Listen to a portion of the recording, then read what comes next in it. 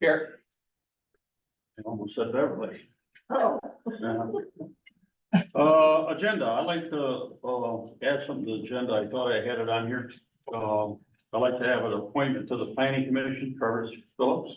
He's here in attendance tonight. I'd like to get him before we get into the, emergency services, so that, he doesn't have to stay through our long board meeting.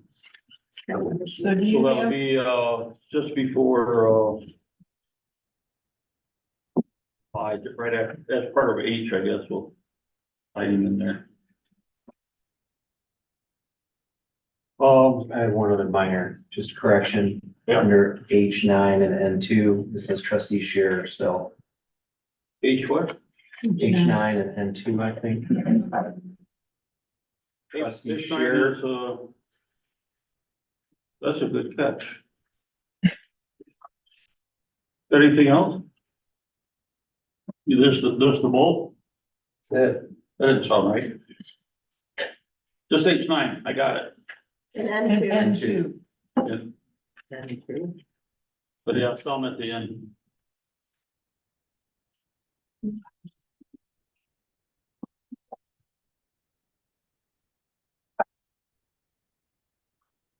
Okay, with that being done. Can I get a motion to approve the agenda as corrected? I'll make the motion, as corrected. Mary has made a motion. Can I get a second? Second. Jason gave a second. All in favor, say aye. Aye. Ayes carried. Alphabet, we got two guest speakers tonight. One's on the library. You'll go first. The other one's on Bloomingdale, Public School. Dan Hutchins is with the library. Where would you like? Pardon? I said, where would you like me to stand? You think, I don't, we're having our mic. You want a mic? I have a, You got a good voice? my voice projects, so. Hi, everyone. My name is Dan Hutchins. I'm the Executive Director of Van Buren District Library. It's a pleasure to meet you all. On May 7th, Van Buren District Library will ask for a 4/10 of a mil, 11-year millage increase. That's $32 a year or $2.67 per month. Additional for the average home in the library service area with a market value of $160,000. That's less than a fill up at the gas station. Inflation has diminished the library's budget. Library materials, computer equipment, and professional services have all experienced inflation and affected our budget. In fact, from December 2017, when I took over as executive director, through November 2023, cumulative inflation has increased 25%. Increased operating costs have eaten away at our budget. For instance, energy costs have increased 59% since 2020. Over time, our annual revenue just has not kept up with inflation and increasing operational costs. The library receives 86% of its budget from property taxes. Much of the library's additional funding comes from one-time grants, which we can't depend upon. Examples of things funded by one-time grants are the library's internet hotspot lending program, and I don't know if you're familiar with that, but it's our most familiar program at the moment, where people can check out mobile internet hotspots for 2 weeks to take home. That was funded by $53,000 in grants from the Federal Communications Commission. $45,000 in renovations for our administrative headquarters. Webster Memorial Library was funded by the Michigan Council for the Arts and Cultural Affairs. Michigan Legal Help Training, and that's a new service we're offering, where we help people use the Michigan Legal Help website, which is sponsored by the State Bar Association, to navigate their way through the courts without the help of an attorney for civil matters. That was funded by a $3,300 grant from the State Supreme Court to the Van Buren County Courts. In 2023, the library received $14,000 towards our IT labor costs from the Universal Services Fund. Also in 2023, we increased our interest income $68,000 over the previous year by investing our fund balance and cash flow into treasury bills. Our current millage rate is 1.0831 cents. That's far below that of our neighboring libraries. For instance, Hartford Public Library currently has a millage rate of 1.517 mils. And Paw Paw District Library has a millage rate of 1.9195 mils. That's almost double Van Buren District Libraries. We serve 44,230 people in 16 communities in Van Buren County. And it's easier for me to enumerate who we don't serve rather than who we do. Our service area does not include South Haven. It does not include the Paw Paw School District. It does not include Hartford, and it does not include Lawton, but it's every place else in Van Buren County.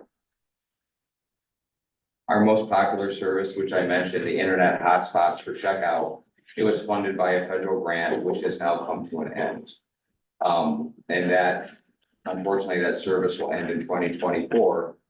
However, if we receive the additional funds, not only will we continue the program, but we will double the number of hotspots for a loan. Right now, there's hardly ever one checked in. As soon as they come in, they go right back out. We have 30 pieces per location for a total of 2010 over our 7 locations. We would double that to 420. We'd also create a book delivery service for people who are homebound due to age and infirmity. And I did this at the last library I was executive director at. We call it media by mail. People could call us up, ask for some books or some DVDs. We would put them in a canvas zipper bag, hand them to the postal person. It would be delivered to them free of charge. When they're done using them, whenever that might be, they just put the items back in the bag, turn the card around, give it back to the postal person. Library covers everything.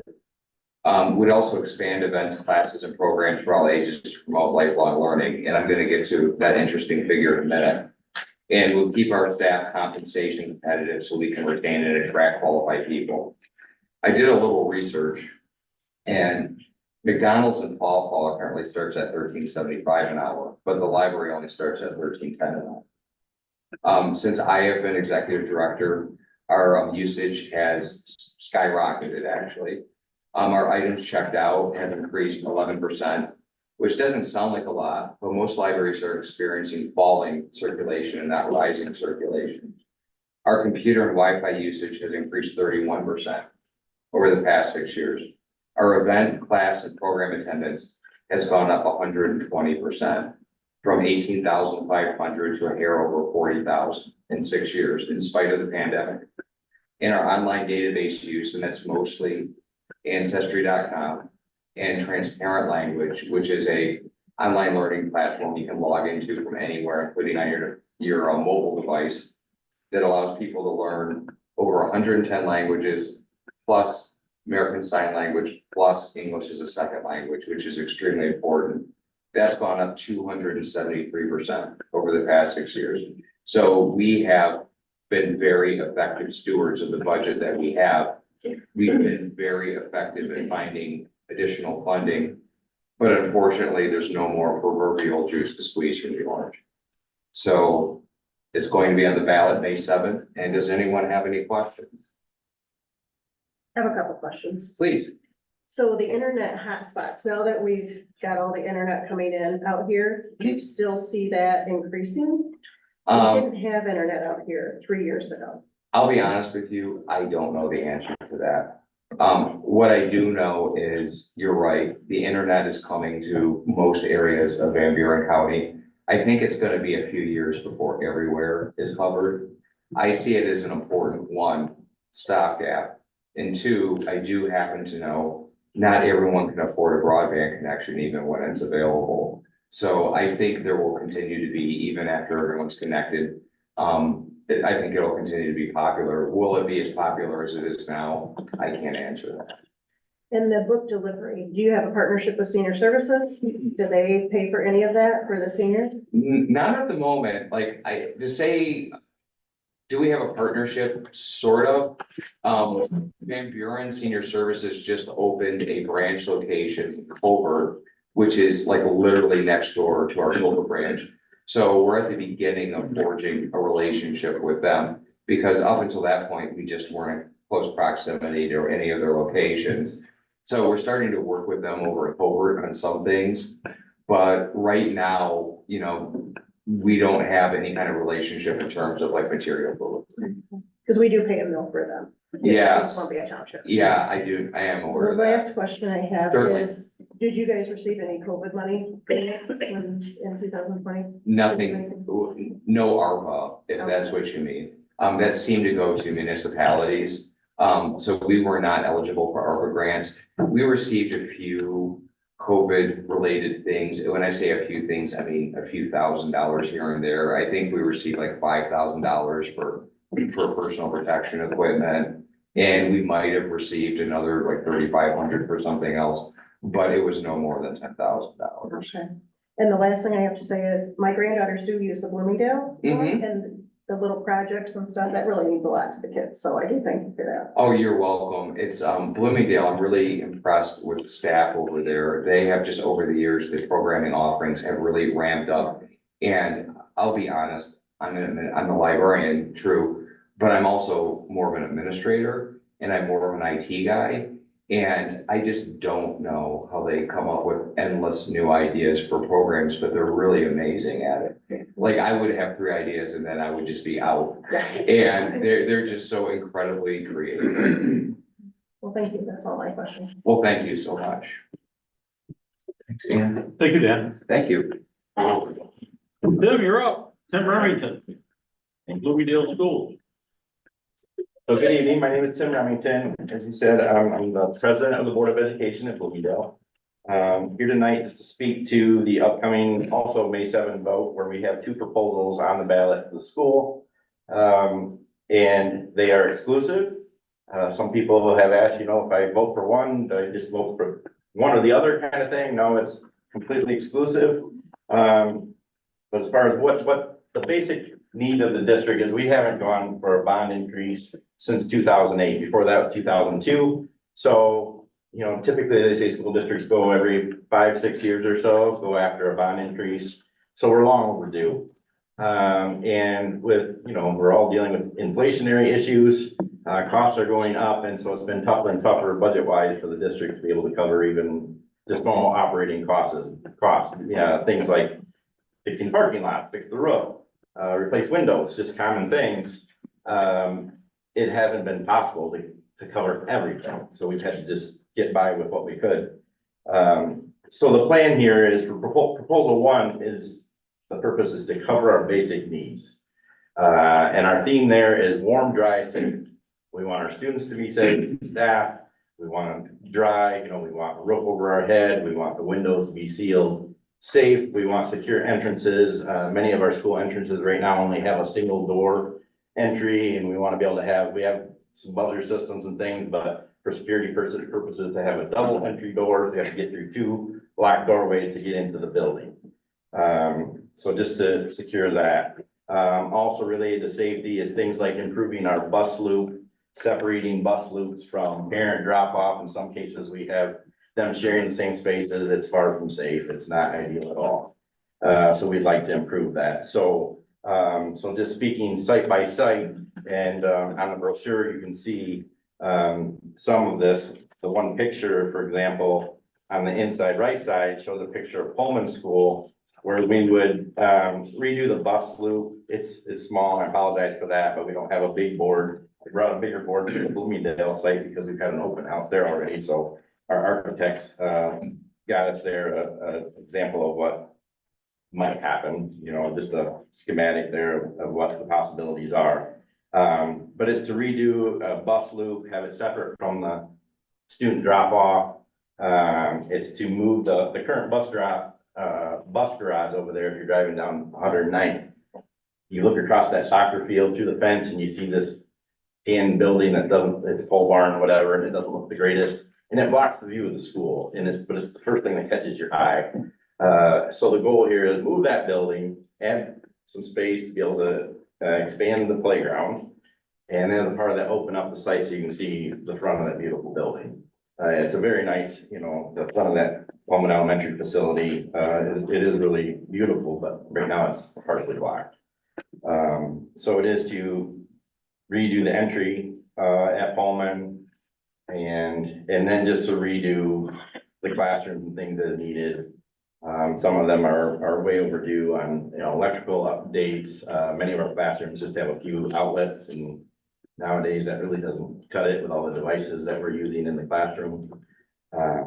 So things like that. Security also, another thing is adding cameras at all the facilities. We have cameras currently, but we need to add more and to update.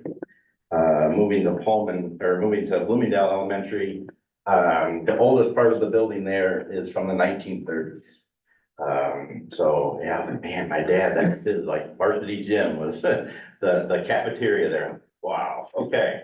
So, so the goal there is we don't have a full-size gymnasium at Bloomingdale Elementary.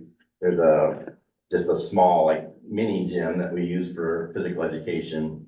But as a part of this proposal too, would be to build a full-size, full-court, gymnasium with a hardwood floor, minimal bleacher seating, so it can be used for smaller sporting events, nothing like the varsity's, high school gym, but a smaller scale of that. And then convert the existing gymnasium that's smaller into the cafeteria. And then our current cafeteria would be like a multi-purpose room. And then along with that also would be to put a new bus loop in at Bloomingdale Elementary, just to increase safety and traffic flow.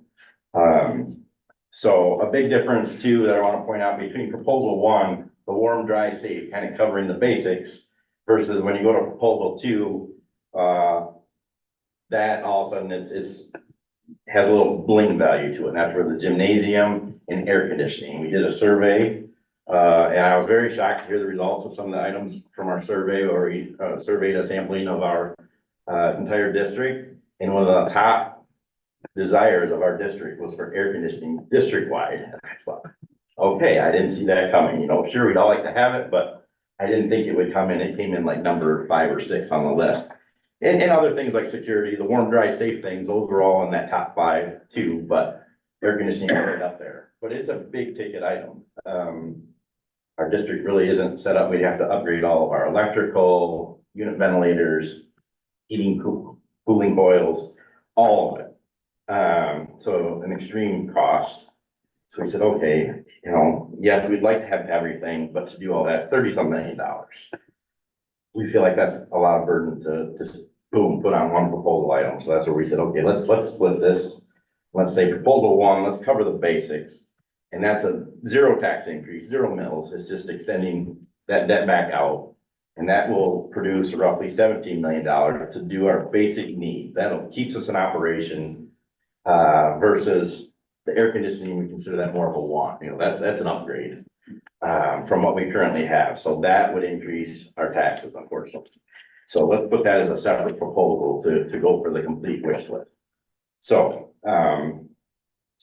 and I guess before I get to the cost too, then high school wide, our middle school and high school buildings are in the best condition of all of our facilities. So it's more minor there.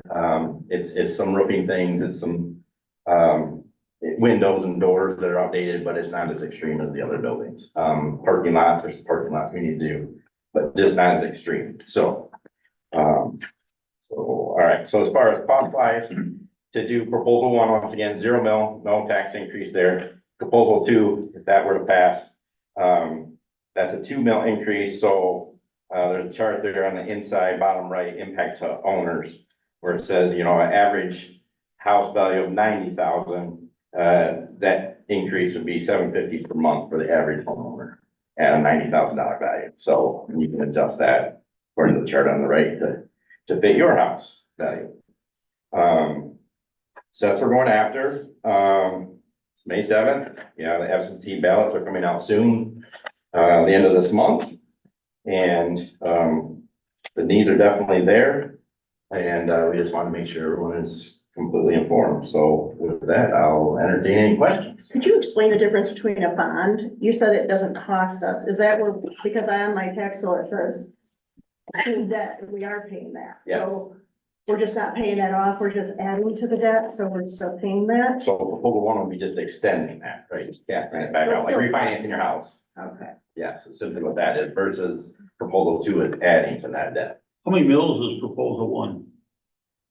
Currently. Oh, well, Zero If you're not additional, increasing- 0 additional, right? Right now we're at 7.7, I believe. yes. Um, School operating 18. right, see that? And it's gonna say it's 7.7. Yes, all right. If it doesn't go through, do you lose 2 mil? No. No.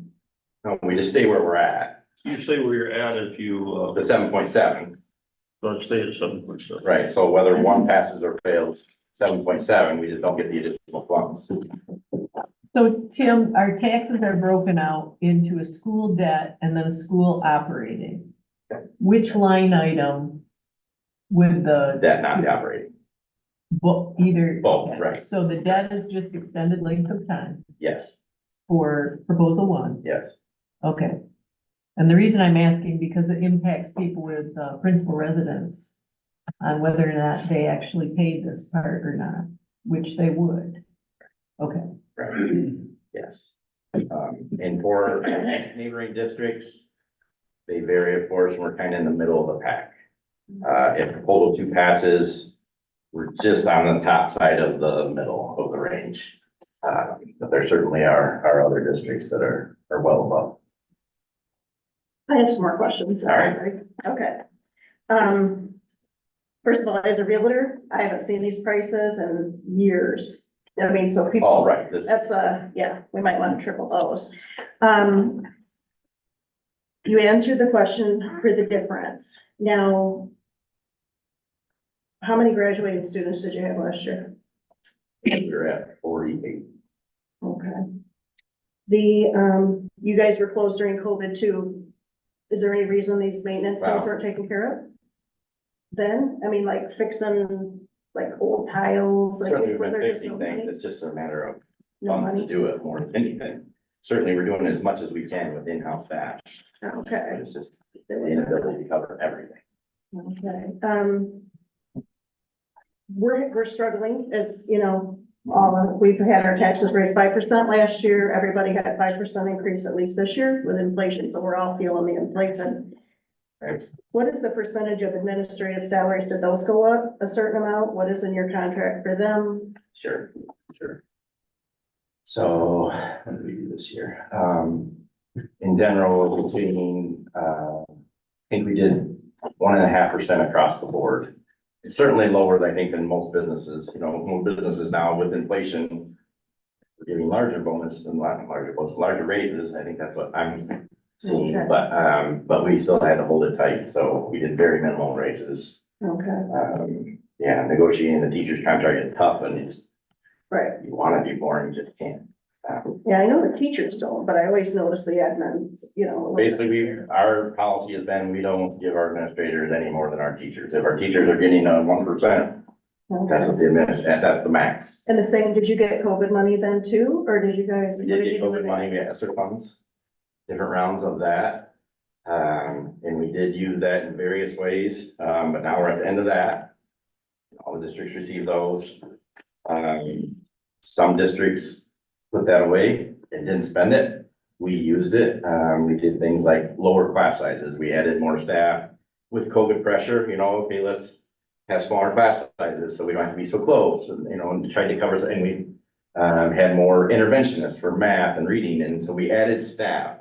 We used that money to help the students, and we spent it on the students, which is always a great thing, but boy, looking back, now it's like, okay, we're at the end of that, and ooh, it's a big cliff that now we have to deal So with. do you have to lay all those people off then, and now? No, so we've dealt with some attrition. We have some people that have retired, left for whatever reason, and then we're just not replacing some of those positions to just to drop that staff level back.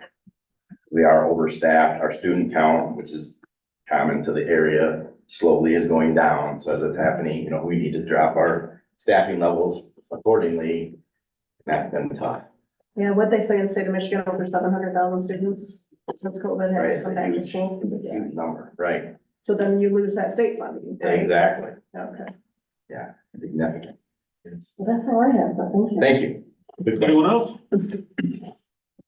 Yes, ma'am. Thanks, Tim. the length of time for the debt. So when was it going to expire and when would it expire with proposal one? Right, everyone. I don't have those answers. So I'm sorry. I'll say it's probably roughly to the tune of 30 years, something like that. It would be the new, would be something like that, like we would typically see a 30-year mortgage on a house. And we were down to I don't know if we were down to like 10 years or something like that on on some of the operate, I'm not sure exactly, but it was to cap that back out and back to that 30-year type level. To produce those funds, they were so many versions of this that I don't remember what we landed on. So I apologize for that, but And in our township, we have two different school districts that we support. And right now, we've got Bloomingdale at 7.7 for the debt portion and Bangor at 4.5. And you're both at 18 for the operating. Just, that's more for, you probably already knew that. so they're but other definitely, people here well, know I that. think, This was from 2023 I was taxes. gonna say. If it's- Past there. That- I Maybe know that they were wasn't going, it yet. they needed it, That and we was all on- need it, but I yeah. think they just. I was wondering about that too. I They thought failed maybe- one and then they went back for it again. Okay, this is what was on their 2023. Yeah, they're on the low end with the 4. Yeah, okay. Some districts have a sinking fund as well, we don't. Mhm. Anything else? Thank you very much. Thank you, Tim.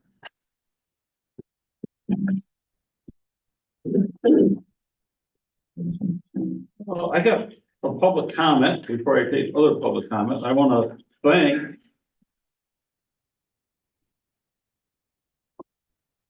our election group. Thank you. We had a good group. Yeah, and they did a great job. It's Mary and Rebecca, her daughter, and Cara, and the whole election team. It was ran very smoothly, and you did a great job, and that's good. We didn't get stuck in a tornado. Yeah. Shelter. No.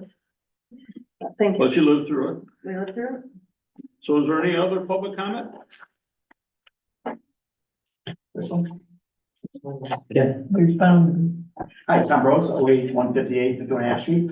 I just want to request that when you get to agenda item K3 on the special use case, if you could just, for like a couple minutes, if I can explain some clarifications that might help please simplify your review on that, so. when You don't want to stay here all night, is that what you're saying? Pardon? Oh, no, I'm okay waiting till then. I just want to mention, in case you're like hurrying through, I would make sure. Well, when we get to it, we'll give you a time to Okay. talk about it, and, Perfect, thank you. Okay, that's it. that's kind of at the end. I mean, It's fine. Great. you're okay with that? Oh, yeah. Okay, Thank you. you know, we try to get out of here by 9 o'clock, but We're gonna make, we're gonna make it. We're gonna have to move though. No other public comment? That's it done. let me skim through my notes. I don't know if I'm gonna get to respond during, so I'm just looking through a little bit. I do have that worksheet available if anybody's curious about millages that were charged in 23, the breakdown. We did have somebody, have a complaint at the last board meeting, when Ken was missing. So we had somebody say there may have been a conflict of interest on a vote. I did check into that with MTA to confirm that it was not an issue. So we're okay on that. Let's see.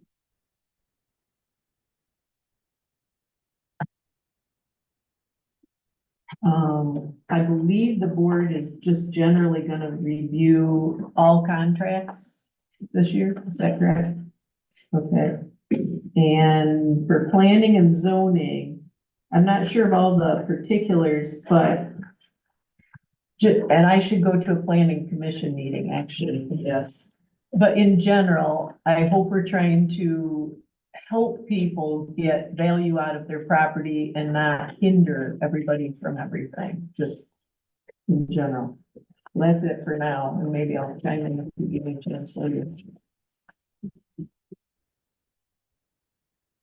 Anyone else for public comment?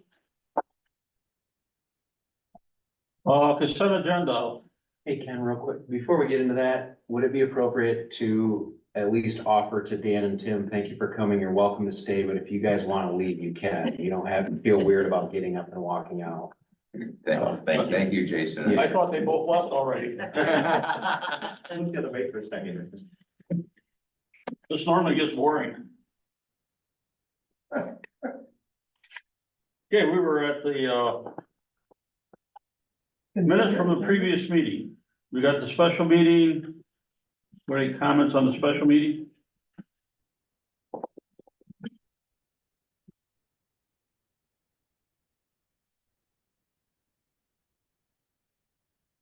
Approve these separately.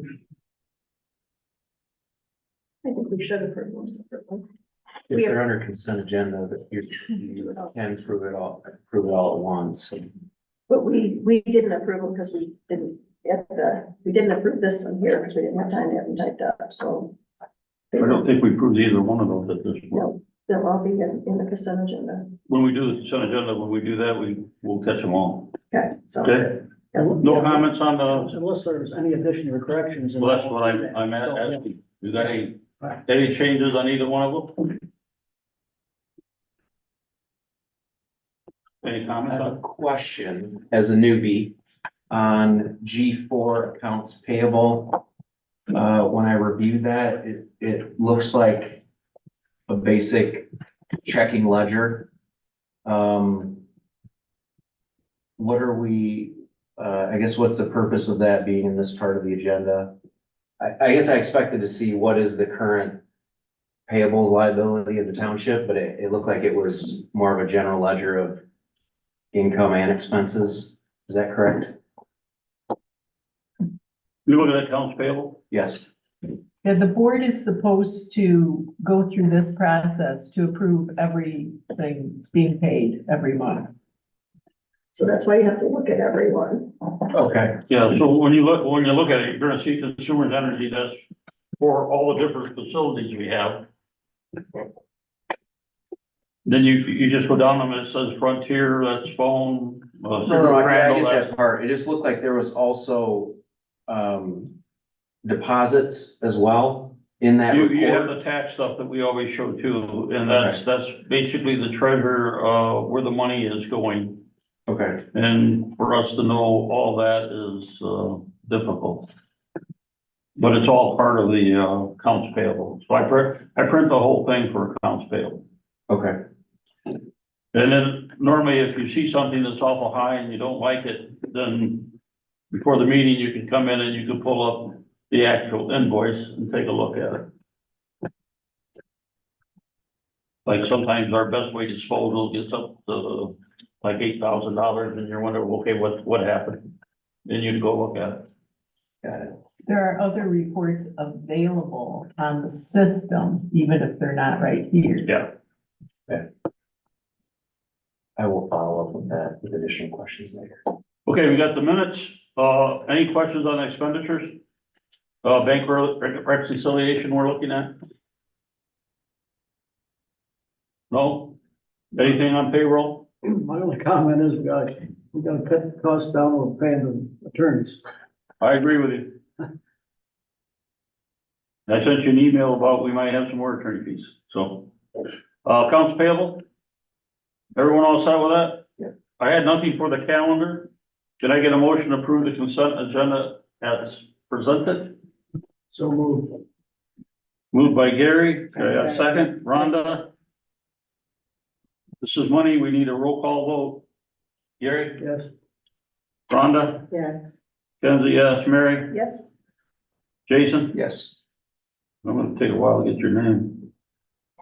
You wanna say Bell? Okay, we're gonna move on to, information reports. JC, anything you would like to say? Good job.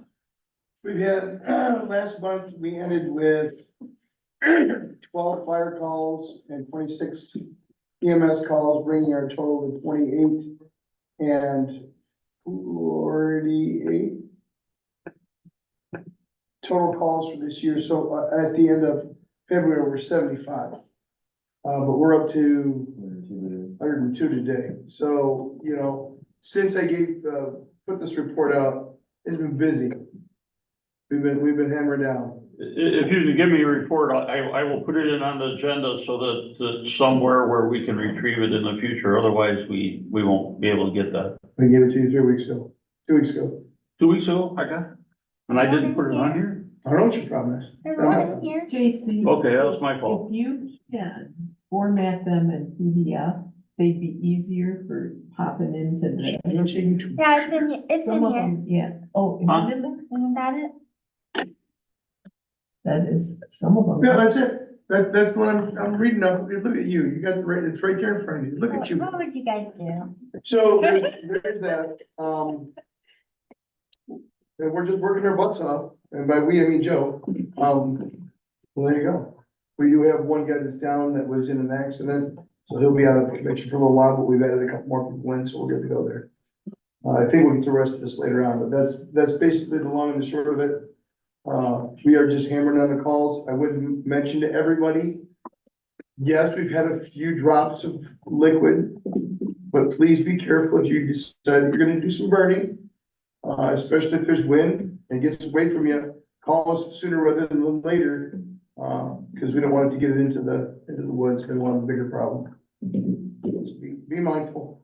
And by the way, you can burn any natural whoozy what's it. So if it's a tree or grass or wood, fine. As soon as you buy it from Menards, you're not supposed to burn that, just so you know. Probably won't get too cranky with you unless you're throwing tires on it, and I'm gonna get real cranky, and then I'm gonna have this Jeremy come and talk with you. It's good smoke for keeping mosquitoes away though. Deputy Sheriff? Gary, really? No, pretty similar to last month in terms of call volume, up in the township, myself among the other deputies that have responded to calls when I am not currently working. We're responding to average 60 to 65 complaints, call outs in a given 30-day period. Couple of key things from the last month. Just last week, we recovered a major piece of stolen property that was reported Wednesday, down in Arlington Township, was recovered here in Columbia Township, just down the road here on 388. It was a major recovery, and big thanks goes out to the citizens that called it in, being observant and telling us about it, and the rest of my partners on the sheriff's department for all of us coordinating to get that property returned to its rightful owner and arresting the person who was responsible for stealing that. So, just a heads up, Columbia Township has kind of become the dumping ground for stolen property in almost all of Van Buren County and like southern Allegan County. So over the last few months, we've recovered a lot of stolen property in this area. And I foresee over the next few months, as it gets warmer, we're gonna see more and more popping up. So, just keep telling citizens, be mindful of what's going on around them. Don't hesitate to call us if something shows up that you haven't seen before and it just popped up overnight. So, the last thing I want to touch on is I did speak to Perry Rankin. I received a voicemail from him today regarding the issue we've been having over on the fire lane and Lake Ave. The wire is now down. He is yielding, he's taking the wire down, he's gonna deal with whatever mayhem he says comes with it from the residents out there. But he doesn't wanna deal with any adverse action from the board or from the sheriff's office ourselves. So I guess that problem for now has resolved itself. But yeah, I think that in speaking with him, just to enforce what Jeremy's talking about, I think some of the people that he's dealing with over there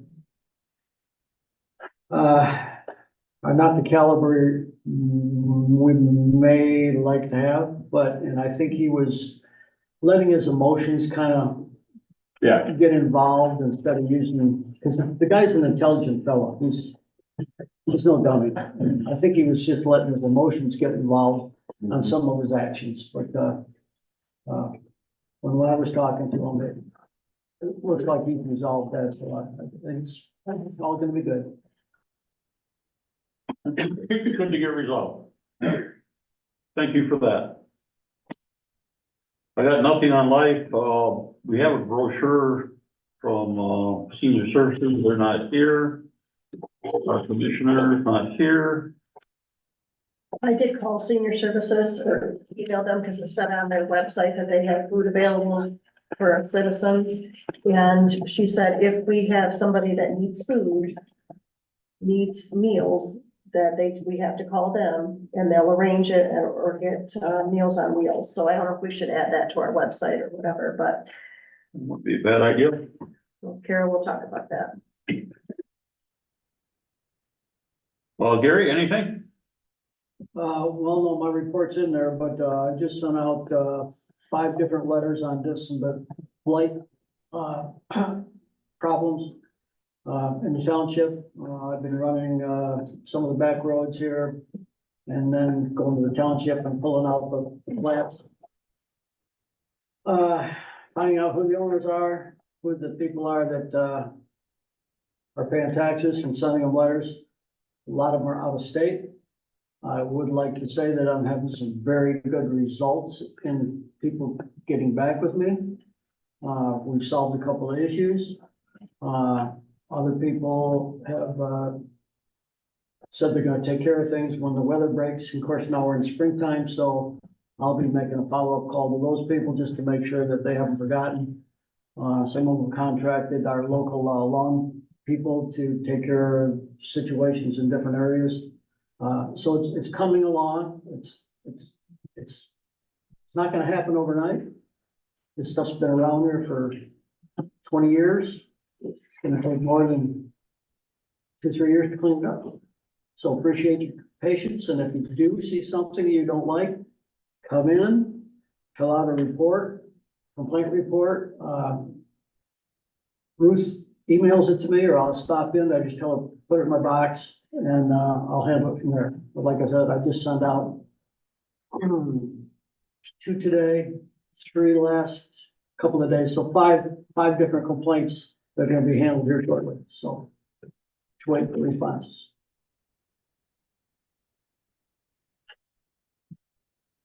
Rhonda, this is your, last regular meeting. Thank you for your service. All the years working here. No comment? Say you're gonna miss this place. She'll still be around. Okay, she's not gonna say that. Jason, this is your first time here. Normally we get a report from the planning commission from you and a little words of wisdom for the board.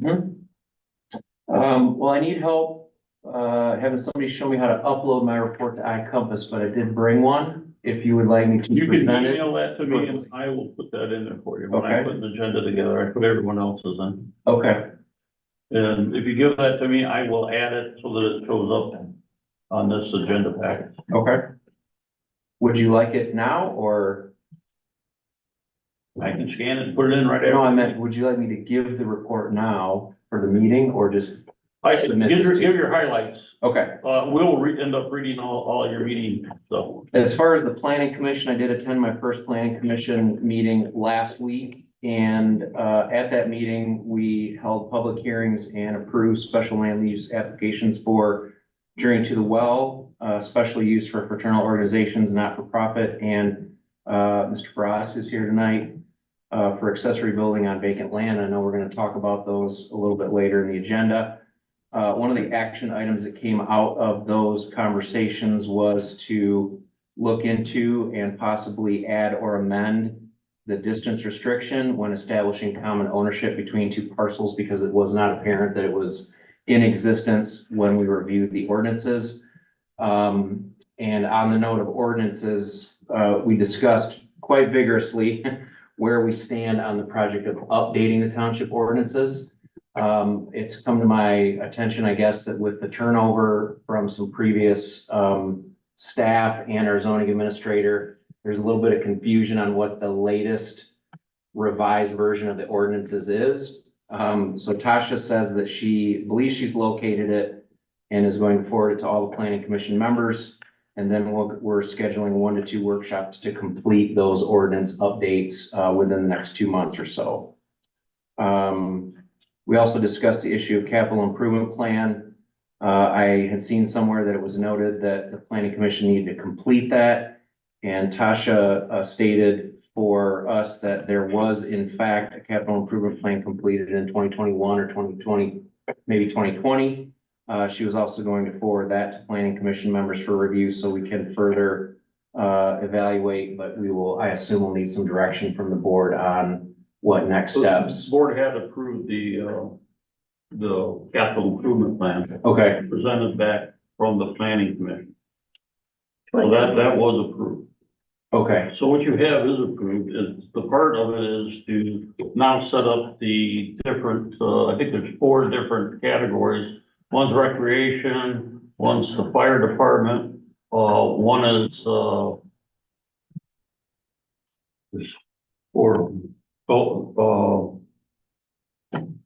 I think the public safety overall, I think is one of them, and then there was a third one. I can't remember what it is, but it's in the package, and now what you have to do is actually make a spreadsheet.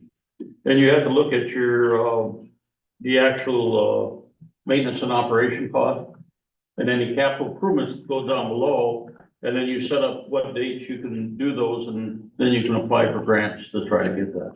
We're not looking at you to actually apply for grants, we got Kate Shanks to do that. But she needs to know what we want and when we need it and how much money the township might be able to pay versus what the grant goes for. okay. I'll schedule a time to meet with you to get more Yes. information. So on that, Ken. I could go through it with you. I actually gave him the first draft. Okay, I just saw somewhere in an email that, the planning commission had not completed that yet, and I guess I wanted to report that. Planning commission, when I came in Piece to talk to had them been- about it, they said they wanted nothing to do with it. Okay, Okay, that's what they told me. So I started the spreadsheet, so I have them, I just don't know what future plans they have to buy stuff and where they would fall in. okay, But I have all the, operating costs and maintenance costs already laid out for, like a 20-year period of time. okay. But we'll talk about that later. Right, and lastly, also got some direction from our zoning administrator, in terms of budgeting for public notices and the fees that we're charging right now for, special land use applications and whether those are actually covering the cost of our notices, but we can address that. We have a budget, we're gonna set a budget, workshop, tonight sometime, and when we do that, when you come in, if you have cost increase that we need to make for, Fee that schedule? fee schedule, we will add that to the fee schedule. From the fee schedule, we can calculate what goes in the budget. Okay, that's all I have. Sounds great. Did I miss you, Mary? I'm good. You're good, I'm good. But I would thank you guys again for your election. But, I'm not. Well, now we're gonna have 3 more, so we have lots Okay. of practice. I have been advertising for somebody to help us on the planning commission to fill somebody for the farming area. And I am not getting any farmers. Normally our farmers can't last very long due to the fact that they work very hard and they can't make all our meetings, especially in the summertime. And we have a criteria that is, if you miss 3 meetings in a row, you need to resign. So, that's not a good thing, but, I had a gentleman by the name of Travis Phillips. He, answered the ad, he'd like to volunteer and help us, and we need some help on the planning commission. So Travis is back there. I think 3 of us have talked with him. If the other 2 have any questions, otherwise I'm gonna make a motion to appoint him to the planning commission. Any questions? You're in the farming community? I'm just outside of Breedsville. I'm more of a builder, Okay, so, But you live in the ag district? yeah. Yeah. okay, okay. So which 3 have met him and which 2 have not? Rhonda and I, and he came to, our meeting when we were doing election equipment. He was our public accuracy. And you don't have a Was there a letter? problem or an issue making things meetings and whatever? No. Okay, I mean, it's all Greek so far, Yeah. but, you know, I'll join the crowd. Was there a letter of interest submitted or Any sort of He background? walked in and, gave a verbal Okay, interest. I made an appointment to sit down and talk to him. We talked for about an hour. I think maybe just for, protocol, a letter of interest, if you could generate one of those and get it to the board, it would be, well received, I think. Okay, Since we do that for other areas as well. sure. One of the interesting things, he's a licensed builder. And I think being on the planning commission and having a license and being out there building and having to work with our zoning ordinance, he's gonna be able to provide a lot of guidance on where we might be able to make our ordinance a lot better, just to be able to work with contractors and stuff like that. So there's a benefit. Plus, he's gonna keep an eye open on blight, right? Yes, Dangerous buildings. He's wants to clean up the township and help do that, so. Are you a local resident then? Yes, ma'am. 18th Avenue How long have you been here? since 2000. That was another good thing, long-term resident.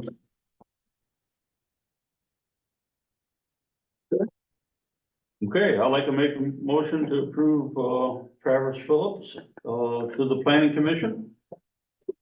I'll second it. I'm gonna say effective immediately, so they have a special meeting or something. Is it Phelps or Phillips? Who made the motion? You made It's it. Trevor. I made the motion, I had to make the Trevor. motion, that's right. Trevor? Ken, Mary, roll call vote, nope, this is money. Gary? Yes. Rhonda? Yes. Ken's a yes, Mary, Yes. and Jason? yes. Yes. Travis, you don't have to sit here all night, but you're more than welcome Is it to. Travis or Trevor? Trevor. Trevor. Trevor. Did I say Travis? Yeah. Twice. Travis. Trevor Phillips. It takes Ken 4 or 5 meetings to get names correct. Say I have it Barajas, spelled right here. say Barajas. Okay, emergency service, full-time contract. Contact information before you leave and I can move you into planning commission Sure. communications then. Are you going to skip excuse me, we're done? Would you like a phone number now? Sure. 269-906-5458. Do you guys do an oath of office for planning commission? Yeah, you have to have an oath of office. Yeah. You'll just stop in sometime and, call and we'll make an arrangement to give you an oath of office. Mary can do it, I can do it. Everyone's still on? Yeah. Yeah. So you're all-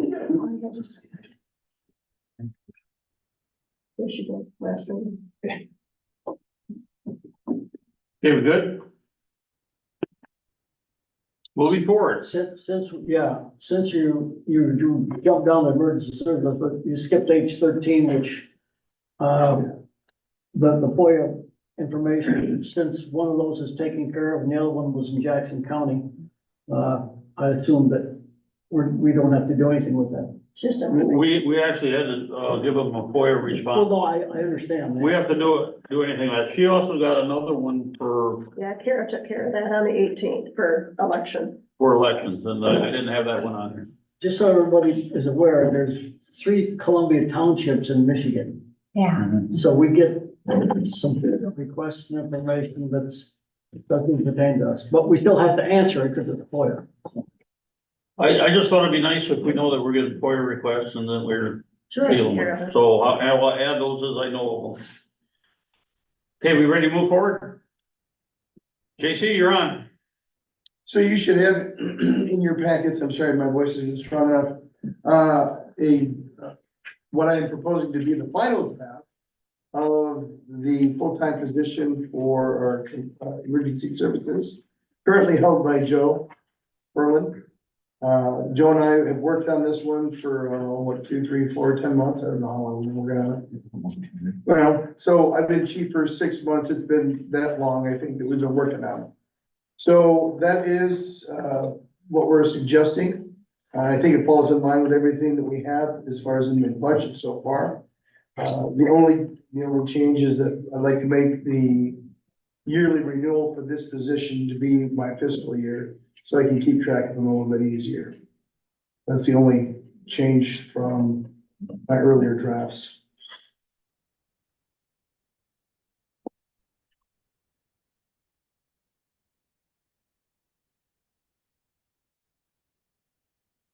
And just as a point of interest, if we hadn't had Joe, just for February, we would have dropped 27 calls.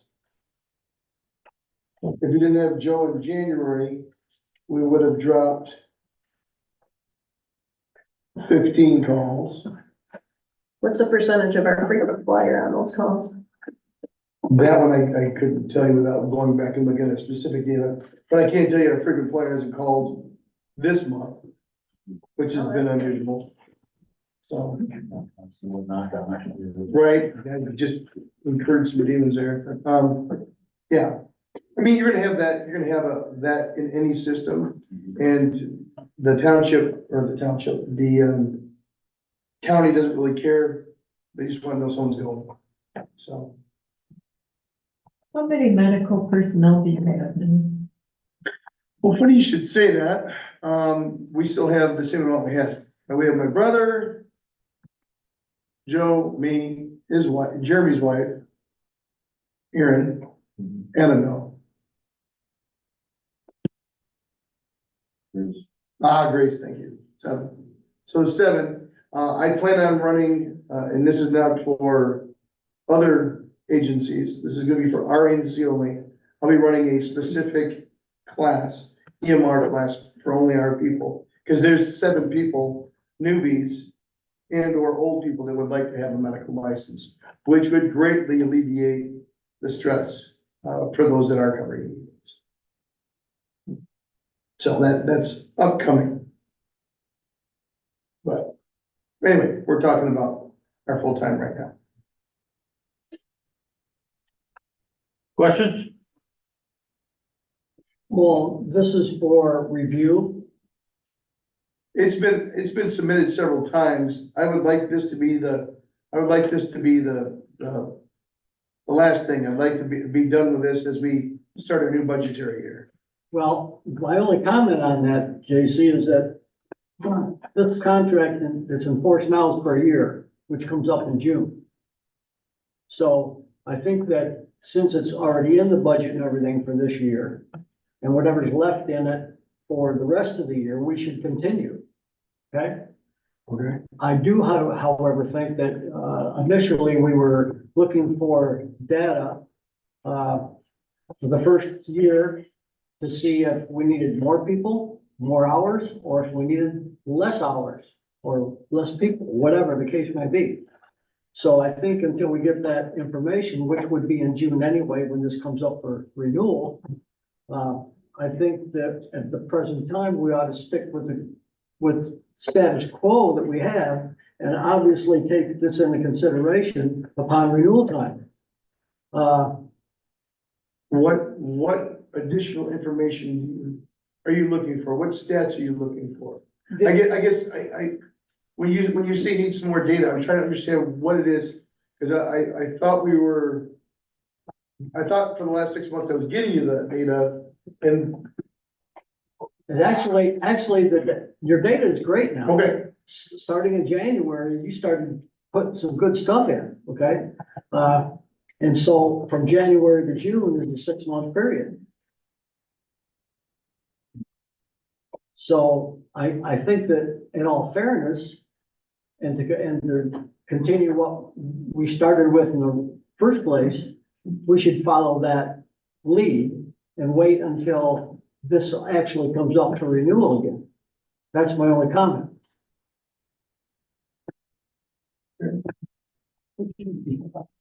There's other contracts that are gonna be reviewed also, that all of them that they have, they're gonna routinely go through.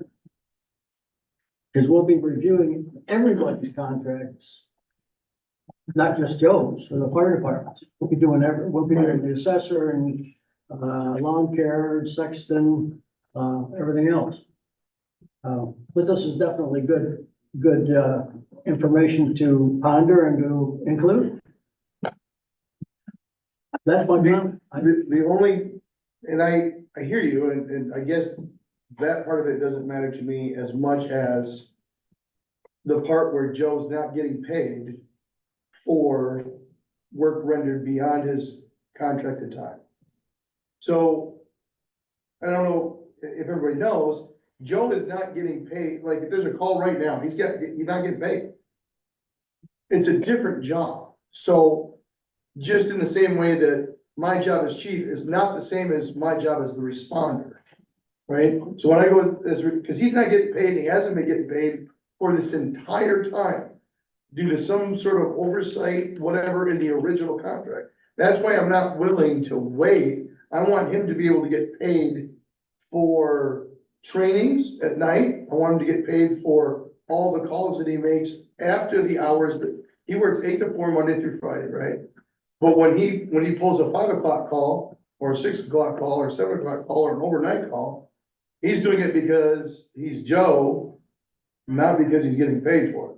And we're talking about a couple $100, but it's the right thing to do. I mean, that's kind of why I'm pushing forward and want this done rather than now rather than later. I understand what you're thinking is. However, the flip side of that coin is, he's got salary. Now, Joe, how many, if you don't mind me asking, how many salary jobs have you had?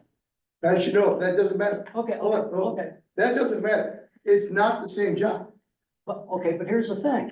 You said you want. Salary 8 to 4. That's right, So when he works at 5, he gets a different paycheck. but when doesn't do anything on the daytime, That is He's not not- true. he's He's got a log of work that he does every single day.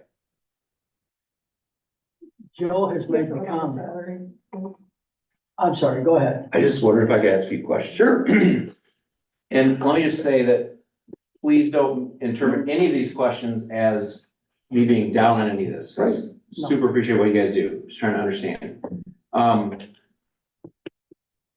Did we misname the compensation package by using the word salary? Because salary generally does not count hours. So if you're saying he's getting paid a salary from 8 to 4, technically, I believe that's incorrect, because the salary is just to do the job. It could be 35 hours a week, it could be 60 hours a week. It doesn't, it's not specified, otherwise it's hourly.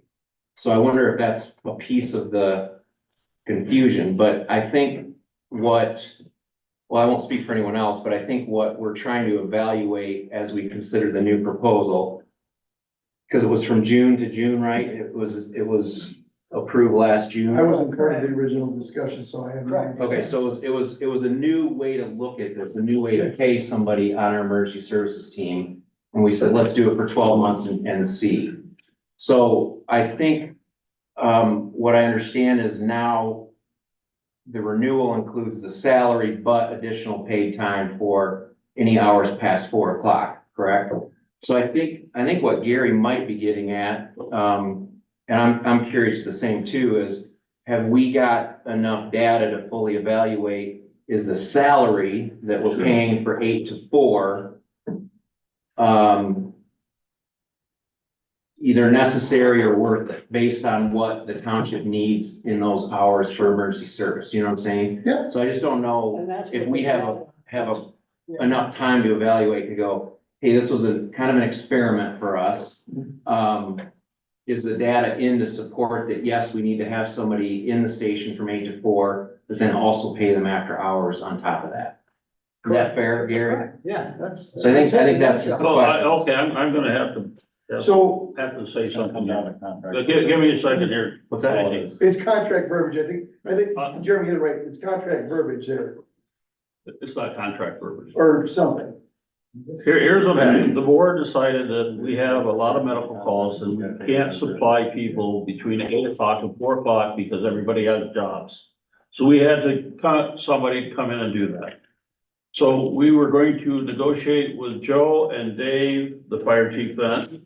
Christie and I sat down with them. We came up with it and it was set up that he would be the daytime responder for medical.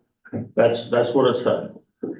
Dave Johnson said that if he was at work and there was a fire call, he would be on his way in and he would tell Joe to go take care of the fire issue. And then he would pick up the medical or get somebody to do the medical during the daytime hours. At all times, he was gonna be paid the overtime, but what they did in the contract, they added firefighter to it. And when they added firefighter to it, everyone on the board had the impression that his salary, he's only gonna get that amount of money for 24 hours a day, no matter when he works. And that wasn't the original agreement that was decided between Christie, myself and that, but Christie was the one that also ended up putting the firefighter in there, and it wasn't what the four of us agreed upon. I stated that to the board tonight, that the board approved it as with the firefighter in it. I have never signed that contract. Joe has never signed that contract. The board approved that contract. So that's where the issue is. And we're trying to hold him to a contract that he has never signed, that I haven't signed, because it wasn't what was agreed upon, and I want to make sure that what they agree upon is what Joe's agreeable to. And that's where we're at. And I think really what has to happen is Gary and maybe some other board member beside me, because I know what happened. Sit down with JC and Joe and work it out. Because I think that's the only way it's gonna get worked out. The other thing is that there's pending litigation, there's pending law right now about raising salaried amounts through the state. And other fire departments, and this is from board review people, what's his name? Peter.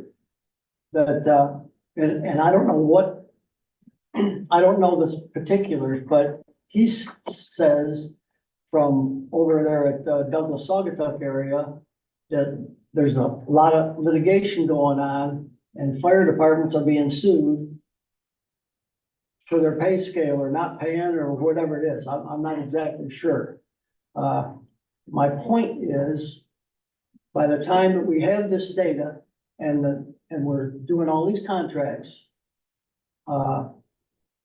we may be looking at maybe a change from salary to hourly. Well, I have a say about that. So, Joe, I appreciate everything you do. It's not about you. It's this position that we need to talk about. Right. To be fair to whoever's in that position, what if it was hourly?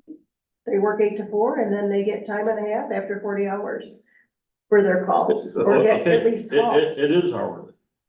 It is hourly. It's always been hourly. They called it a salary position because between 8 and 4, he was gonna be that guy. That was his hours. He would work, or, I mean, if he's on a call, he's not gonna leave. Oh, of course not. So is the disagreement that we've got it listed as salary? I think that's where Is that where we're getting getting hung hung up up? with semantics. Okay. Yeah. So I think it's some, The salary makes everyone think he's gonna work 24/7 and. He does turn in a timesheet. He's there from 8 to 4. Yeah, right, because if he wasn't salaried, why is he turning in a time sheet? Or if he wasn't hourly, why is he turning in a time sheet? To keep track of PTO, which he didn't have that either. On the last contract. Did he? I think there was on the first contract. You remember? Yeah, Okay. but like he just said, it was very confusing. I want to just clear it up, man. This really shouldn't be where we're tripping What up. are we paying a call? What do we pay per call? And I should know this if Becca doesn't. Like if he has an after hour call, what are we arguing about here? $18 or? well, he goes to all of them. He's gonna, you're No, gonna. $18 an hour. You're After talking 4 about o'clock. on-call pay. After, Actually, you're probably making 16, aren't you? 16, because he's still in training and he doesn't have the year. Yeah. So $60 an hour, so you're talking about 16 times what? How many after hours calls? We're talking maybe $160 a month. and your budget, you covered. I've already For put this that, all that stuff into the budget, and I am. It's in the budget on the on-call pay for that, not for Joe as daytime. Daytime has its own, Right, I get that. you have an on-call, and that's where you put up the other funds. Go ahead, Karen.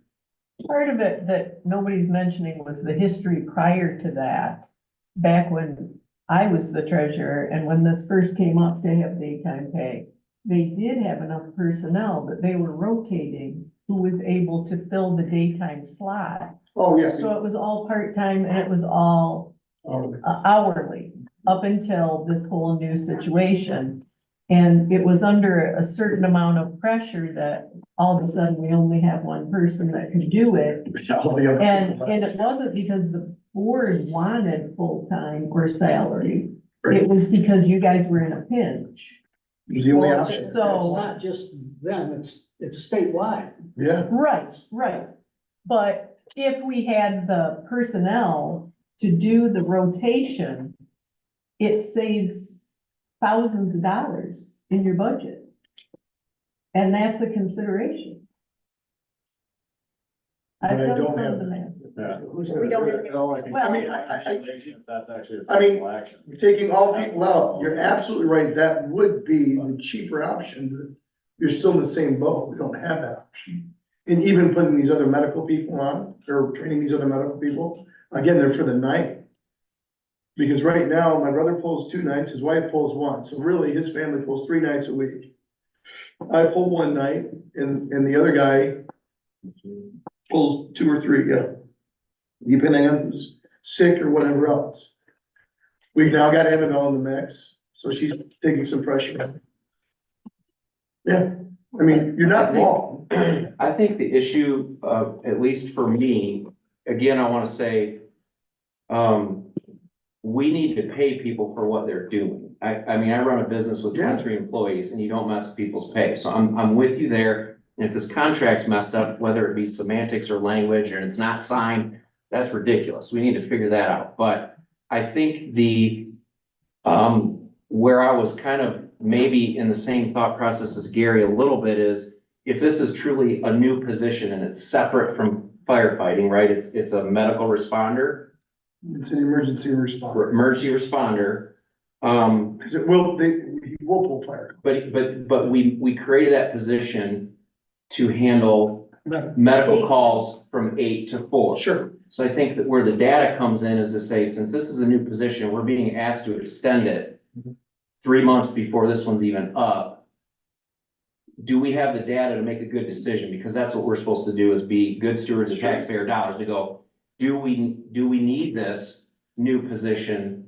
Like, what if there's only 1 medical call a week? I don't know. We don't know what that is.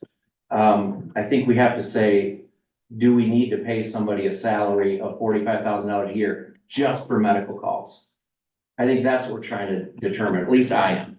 No, that's a. Our ambulance that we have is 18 miles away, and by the time they get here, somebody will be dead. so the longer response times have been noted.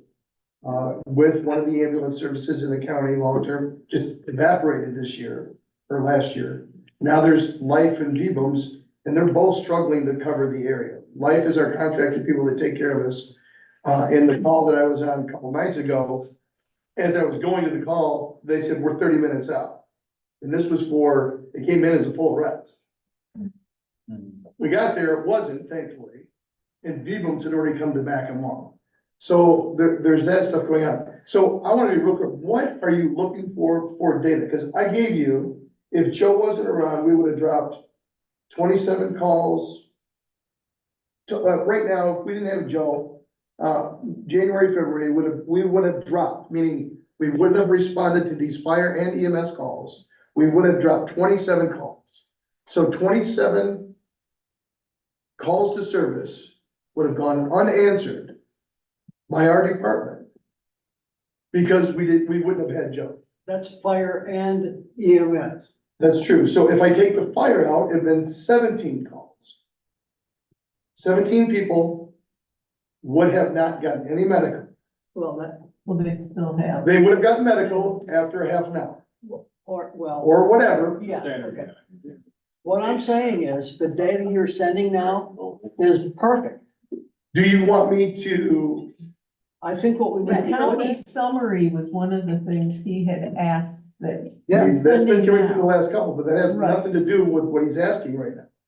You're asking how many times and what dates. I mean, the county data is a verification of the number that I put down on the page. right. It tells time of day. Right.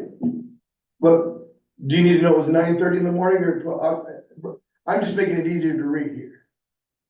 You know, the county. Daytime between 8 and 4, tally mark, rather than at 9:42. And, I mean, sure, we can.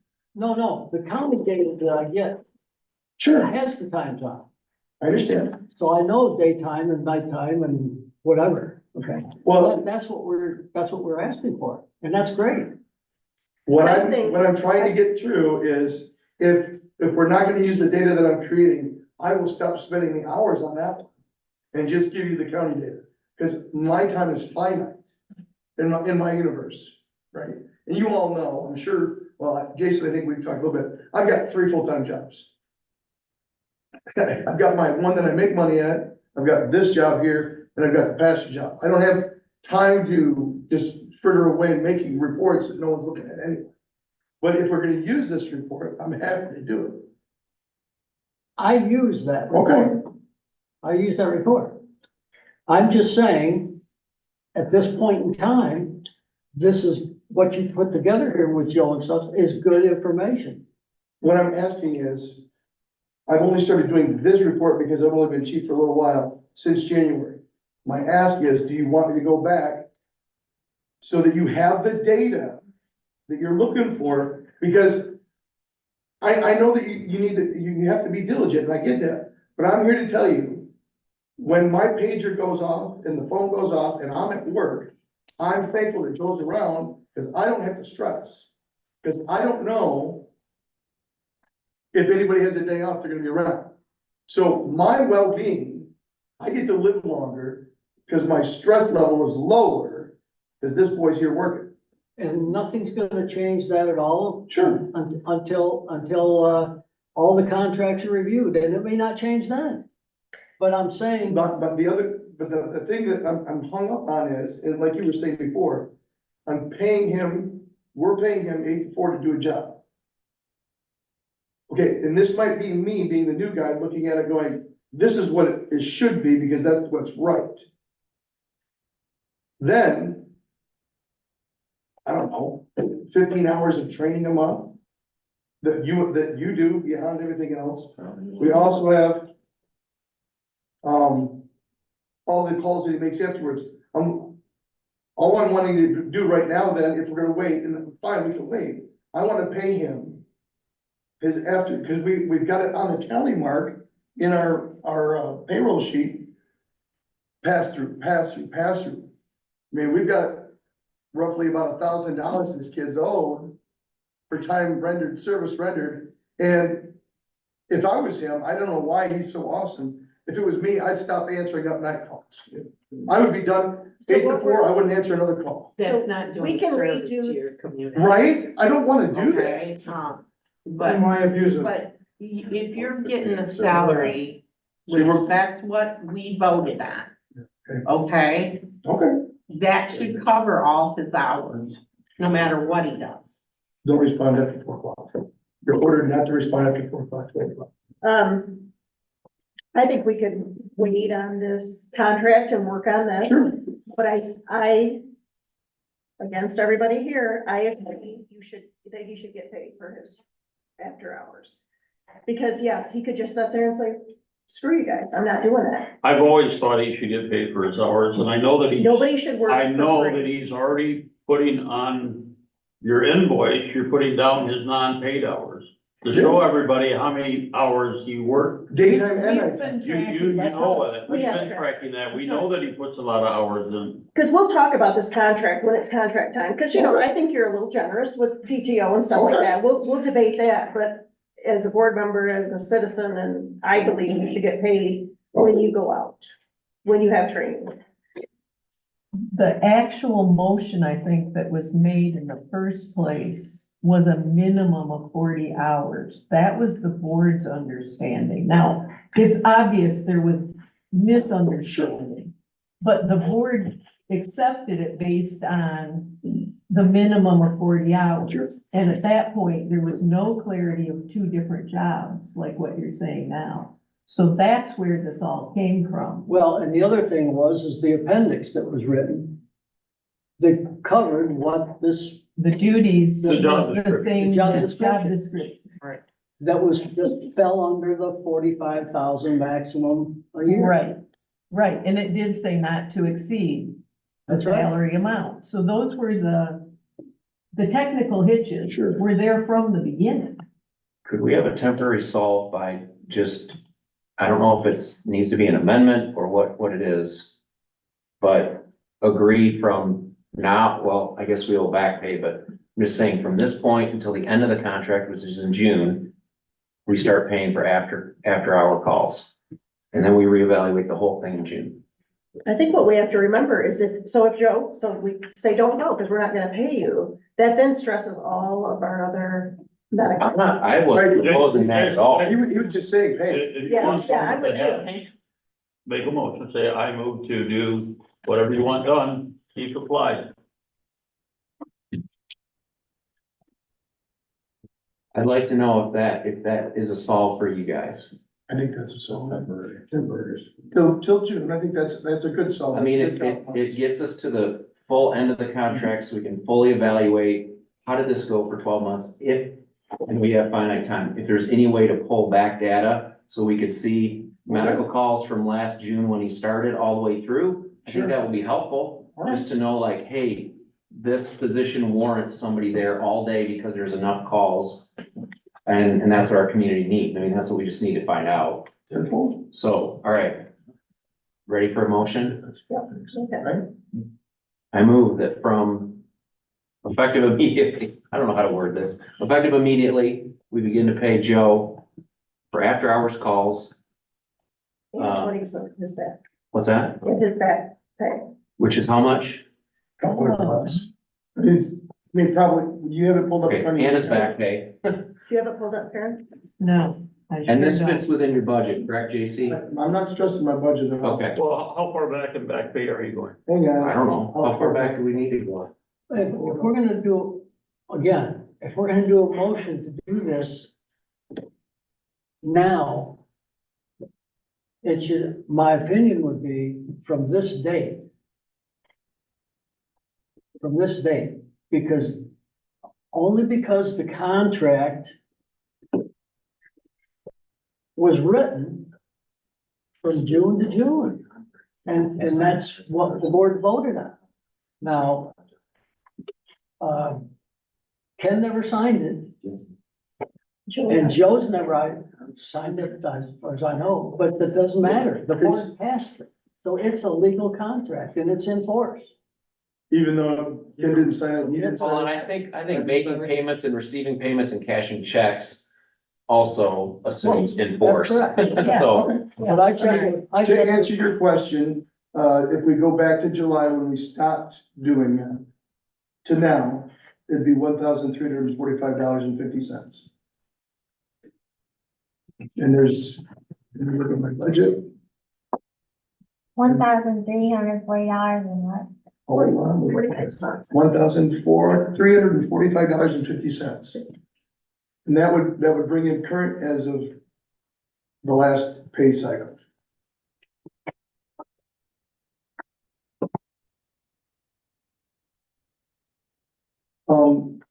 So anyway, that answers your question. We can hold on that, but I would really like to start. I mean, that's how much extra time he's put in. Because if you divide that number by 16. it's hard for me to get in the headspace of things that happened when I wasn't here. Thank you. So Well, that, we're all in. I think That's 84 hours. for $1,345 Yeah. to make him whole for extra time. I think it's worth it, and we have 3 months left on the contract, and then we can renegotiate all of it and reassess the whole thing. So if that's the case, then you're saying we're over the 45,000. Because if you continue to pay him the rest of this through the rest of this contract, we're over what the board. Well, that's not necessarily true, because the No, payment, no. the payment is gonna come out of the, on-call budget, which has got money in it, not the 48,000 of the annual salary. It comes out of. There's two different things that he gets paid from. I understand that, Okay, but that's, But that's not what the contract said. it's not, that's right. The contract said not to exceed 45,000. And it's nothing personal. No, It's I nothing- get it. I wasn't involved in those negotiations and I want you to know right now, I never would have supported it. Yeah, well, I never would have supported it Well, because it's so totally unfair. We were pressured into that. I get it. I totally get it. and I totally the get other thing is, there was Just- ancillaries that were supposed to come along that Joe was gonna do. to cover from now on. And again, previous, no, I hear you. I totally get it. And then we'll later take. Right. And that's why we have to be very specific I agree. going forward because Out of this right now. if Joe and I are gone, Arguing on the that. next chief Yeah. and the next person working there won't have any knowledge of this and we'll go through it again if we don't have it in paper. So anyway, Okay, I'm gonna amend my motion. I'm gonna make a different motion, I guess. I move effective immediately, we pay Joe after hours pay through the end of his contract. We'll take up the back pay issue of $1,345 at a later time. I just don't, that we're gonna have too much disagreement about that. Maybe that's how we renegotiate his contract moving forward or whatever. I would, the only comment I have is not say after hours pay, say on-call pay. Because that's what the pay scale says. Okay. On-call pay. Somebody Is fix that my the language on that. terminology? Is that the preferred terminology? To differentiate. on-call pay is fine. Kara, can you read the motion back? Move effective immediately to pay Joe Ferlin for on-call pay through end of employment contract, and we will discuss the back pay at a later time. Change Joe Portland to on-call or daytime employee. Do we need to specify that on-call pay is after 4 PM? No, it's in the thing that he's covered, he's not on call during 8 to 4. Right. Okay. All right, that's my motion. Do I have a second? I'll second it. Mary seconded. Gary? Roll call. Yes. Yes? Is that River? Said yes. Rhonda? No. Kenzie, yes. Mary? Yes. Jason? Yes. Thank you. Sorry for the mix-up, Joe. JC, Thank you. everybody involved. You're good. Well, you know, Best to fix this this one's retro. overdue. We had to resolve it one. We got a lot of cleanup to bat. We knew that. We already knew that coming in. Who seconded that? Mary did. Married.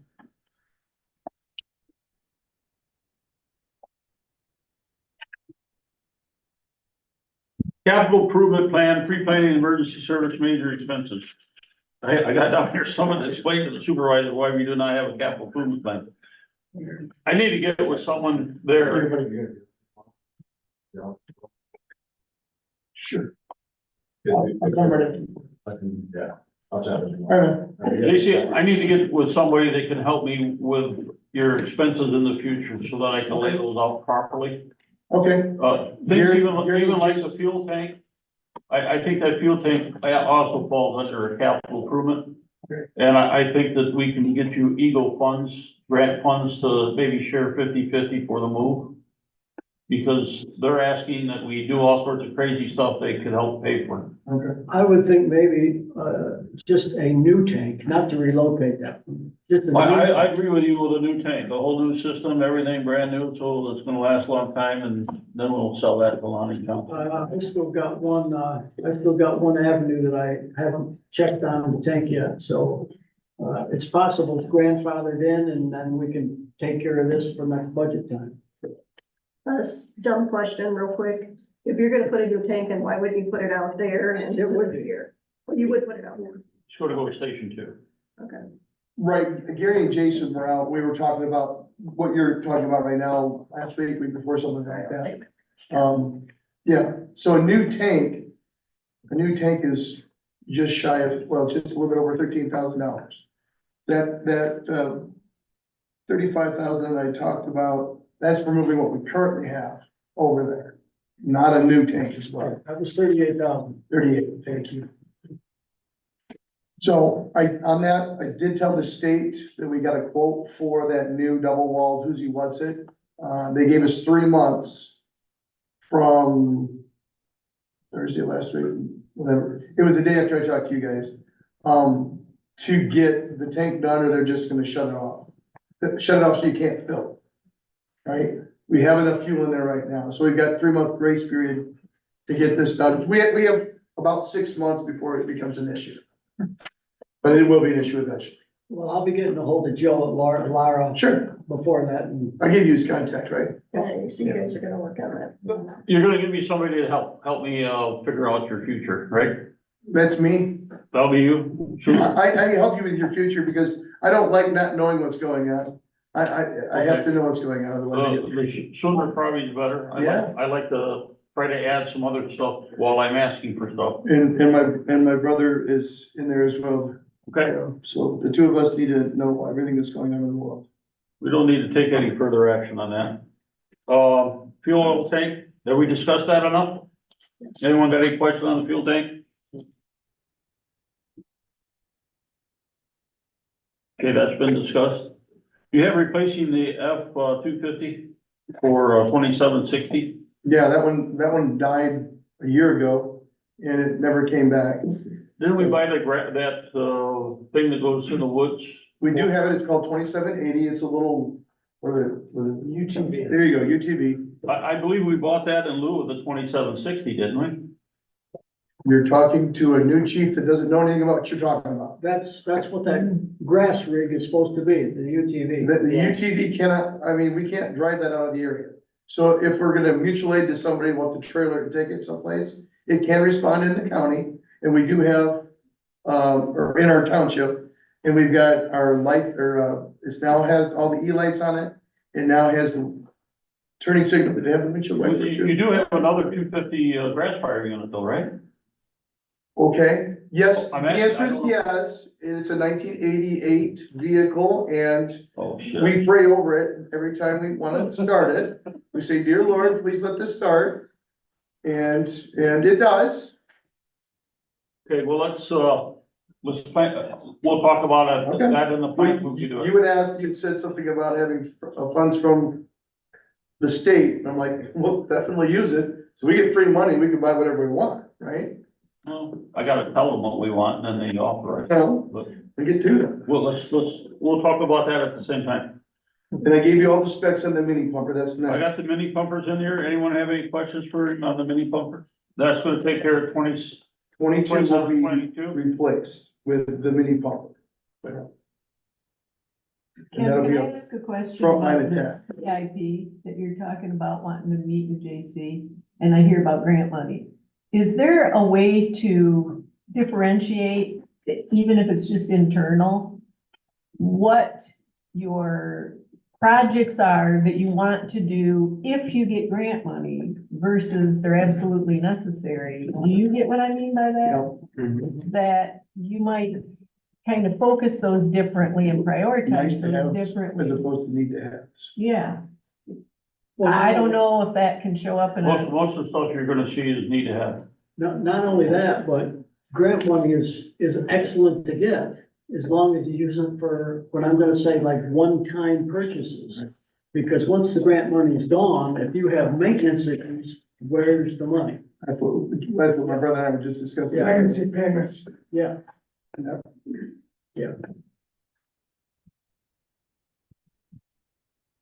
Any questions on the mini pumper by anyone on the board? I mean, that was information you requested, so there you go. I have it. And then you got the fire apparatus, which is are you gonna have a tank around, how much big a tank are you gonna have on your, Mini pumps usually run about 300 gallons. I was talking about the other one, What's other? the big one. Big one's about 3,000, isn't it? 3,500. It's 3,500, and it says on the sticker. Rule of thumb is what you want. Your one that you got now is gonna end up being your second? Second out, the new one will be, first out? You're gonna replace your. Yes, Yeah, yes. it's 15 years old, The right? new stuff becomes the primary outs and the old stuff becomes secondary, yeah. And we get rid of the tertiary stuff. Because we don't have room for that. Okay, you got anything else that we missed?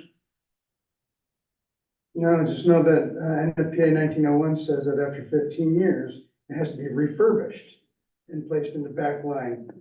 So the refurbished is a very important part of that, and that has its own NFPA standard. There's 1912, definitely 1912, on refurbished apparatus. And then that stays into backline for 10 years.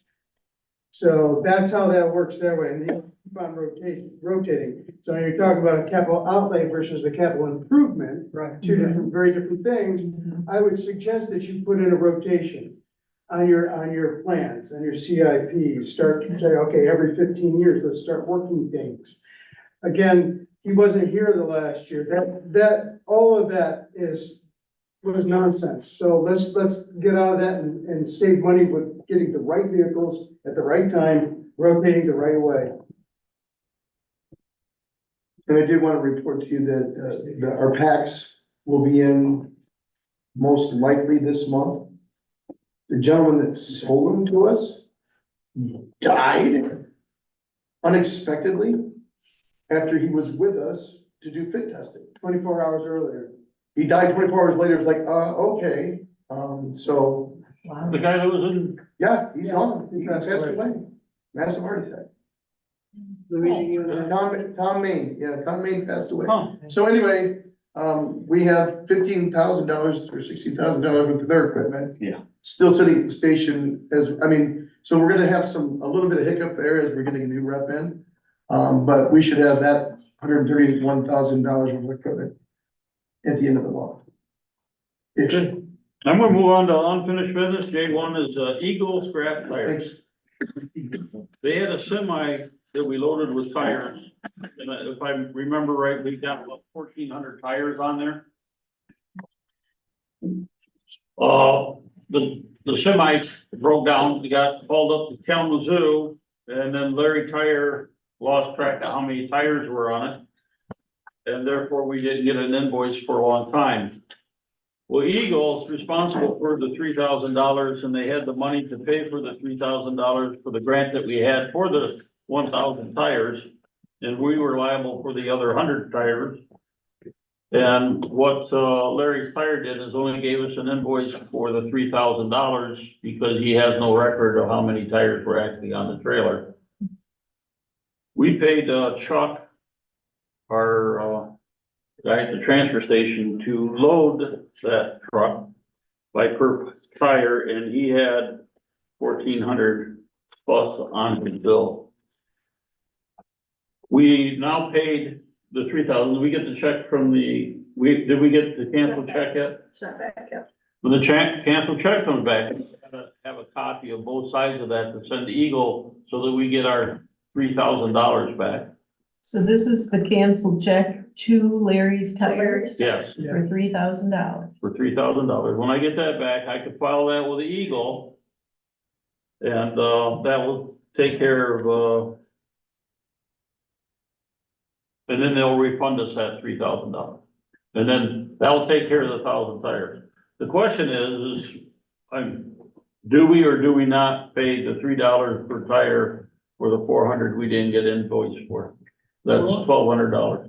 Okay, I'm a little confused here, because you got $3,000 from Larry's Tire that we're supposed to pay him, right, from Eagle.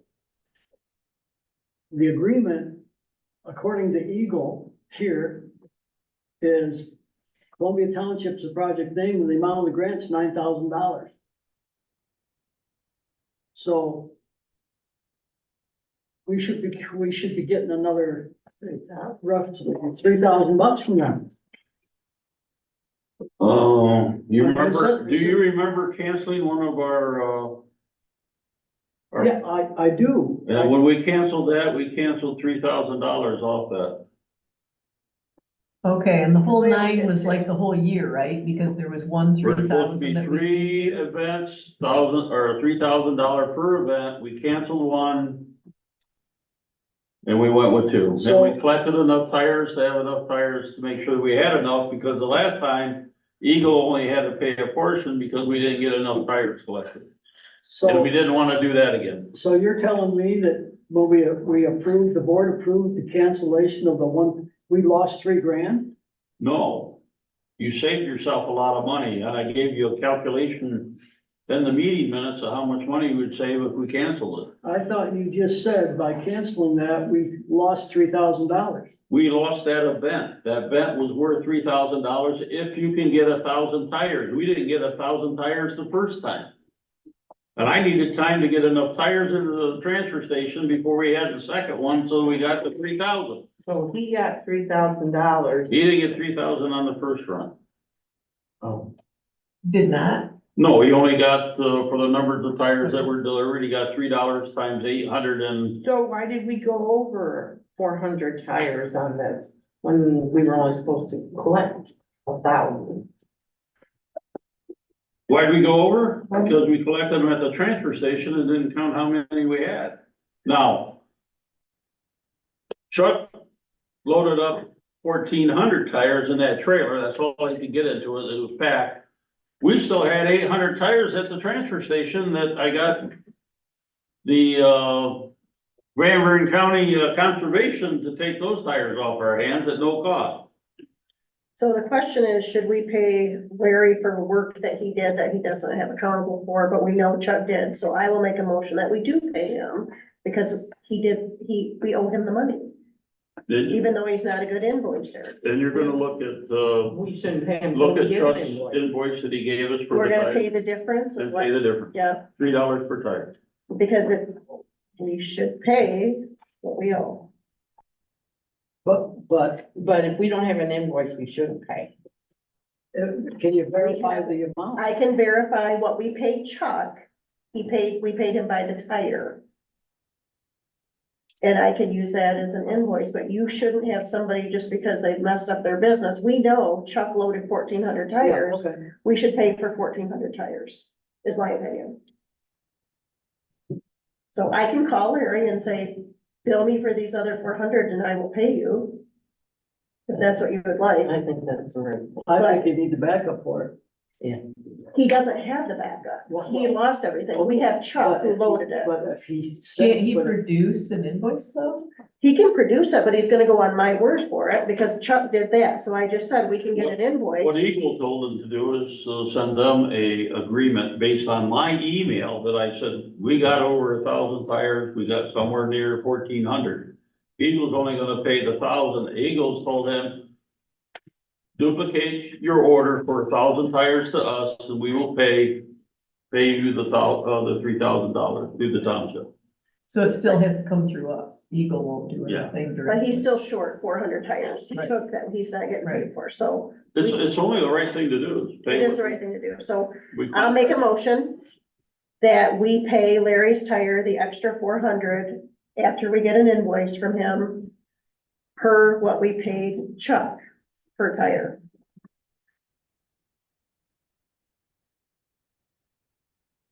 You get that? Yeah, A second.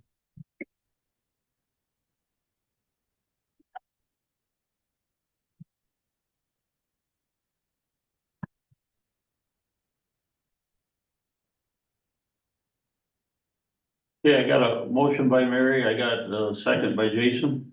Roll call, Gary. Yeah. Rhonda, Yes. Kenzie, yes. Yes. Yes, Jason. Yes.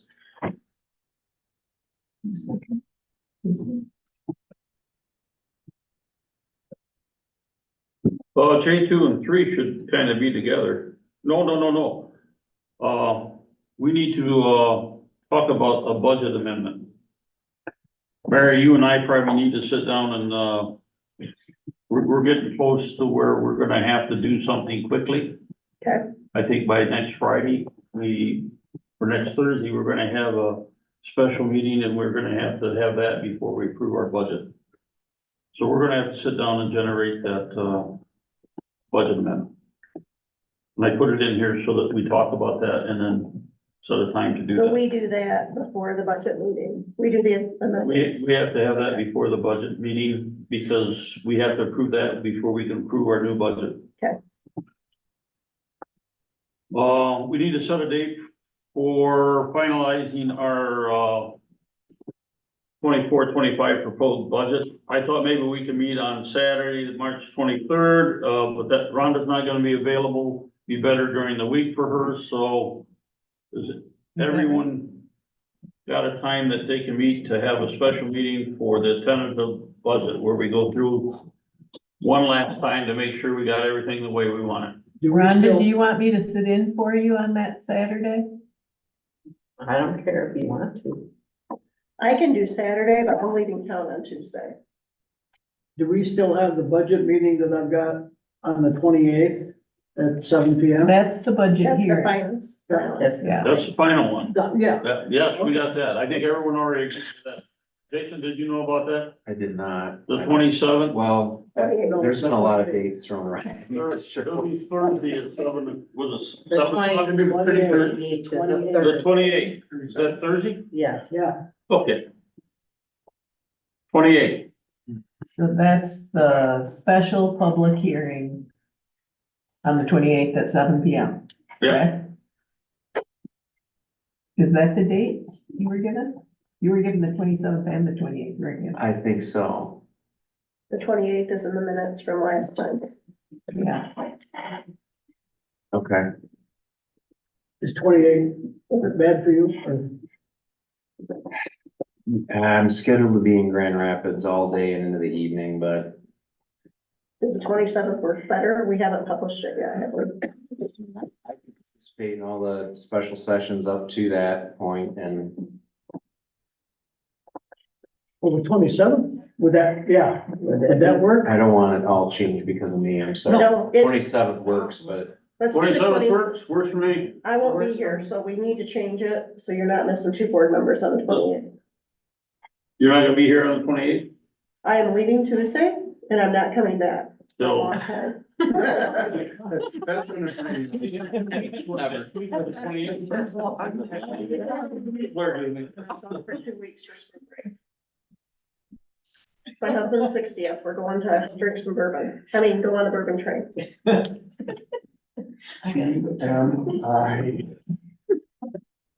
I already said that, I was gonna be I gone, know. so I can come this Saturday and work at least till noon, but I won't be here on the 28th. You're leaving on Sunday and you're not coming back till when? No, I'm leaving on the 24th, and I'm not coming back until, I don't know, before the next meeting, I'll be here.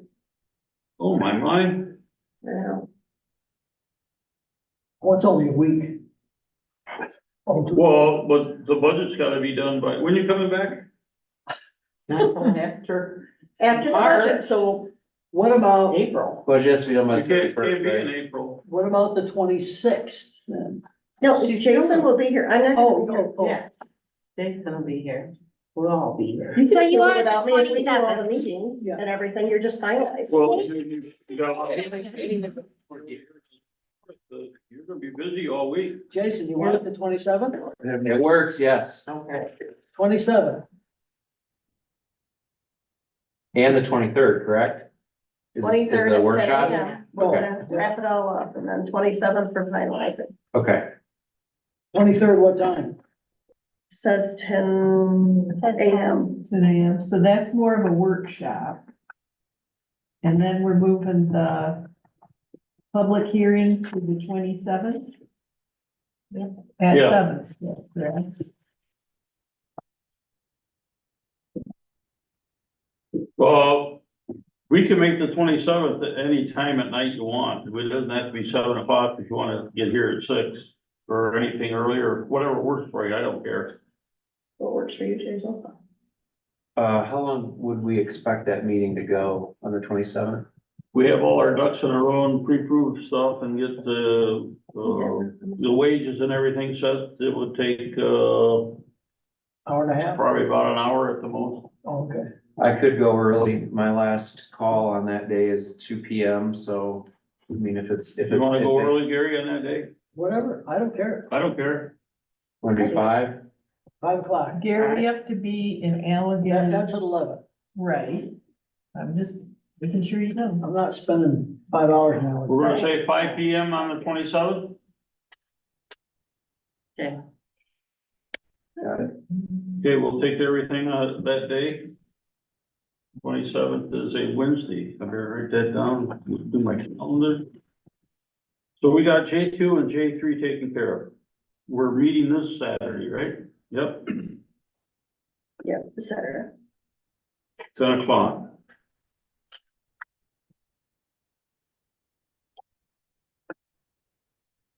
Okay, we're moving on to contracts now.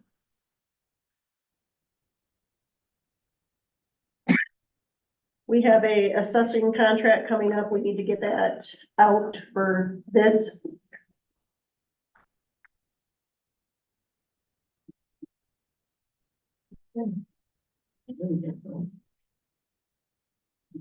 Yeah, we need to advertise that. How much time we want to give them to respond to? 30 days? From the advertisement, yeah, at least 30 days, 30 days. 30 days from the advertisement, then that will get us into the, May meeting probably, right? I'm sorry, I wasn't paying attention. What are we talking about? We're gonna go out for bids on assessor Oh, okay. and, we'll try to, appoint the assessor based on the bids on May. Yeah, So we'll have to get the contracts, their agreements back to us before, for that. We'll probably have a special meeting to, interview them.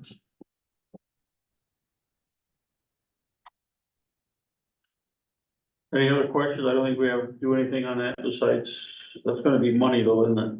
For advertising? Yeah. Can I get a motion to, advertise, the assessor's position? so moved. Next second. And, no, Gary moved, Gary moved, Rhonda second. Roll call, Gary? Yeah. Rhonda, Yeah. Mary, Yes. Jason, Yes. Ken is yes. New business, discuss if we are gonna have free dump days in 2024. It was very expensive. Yeah.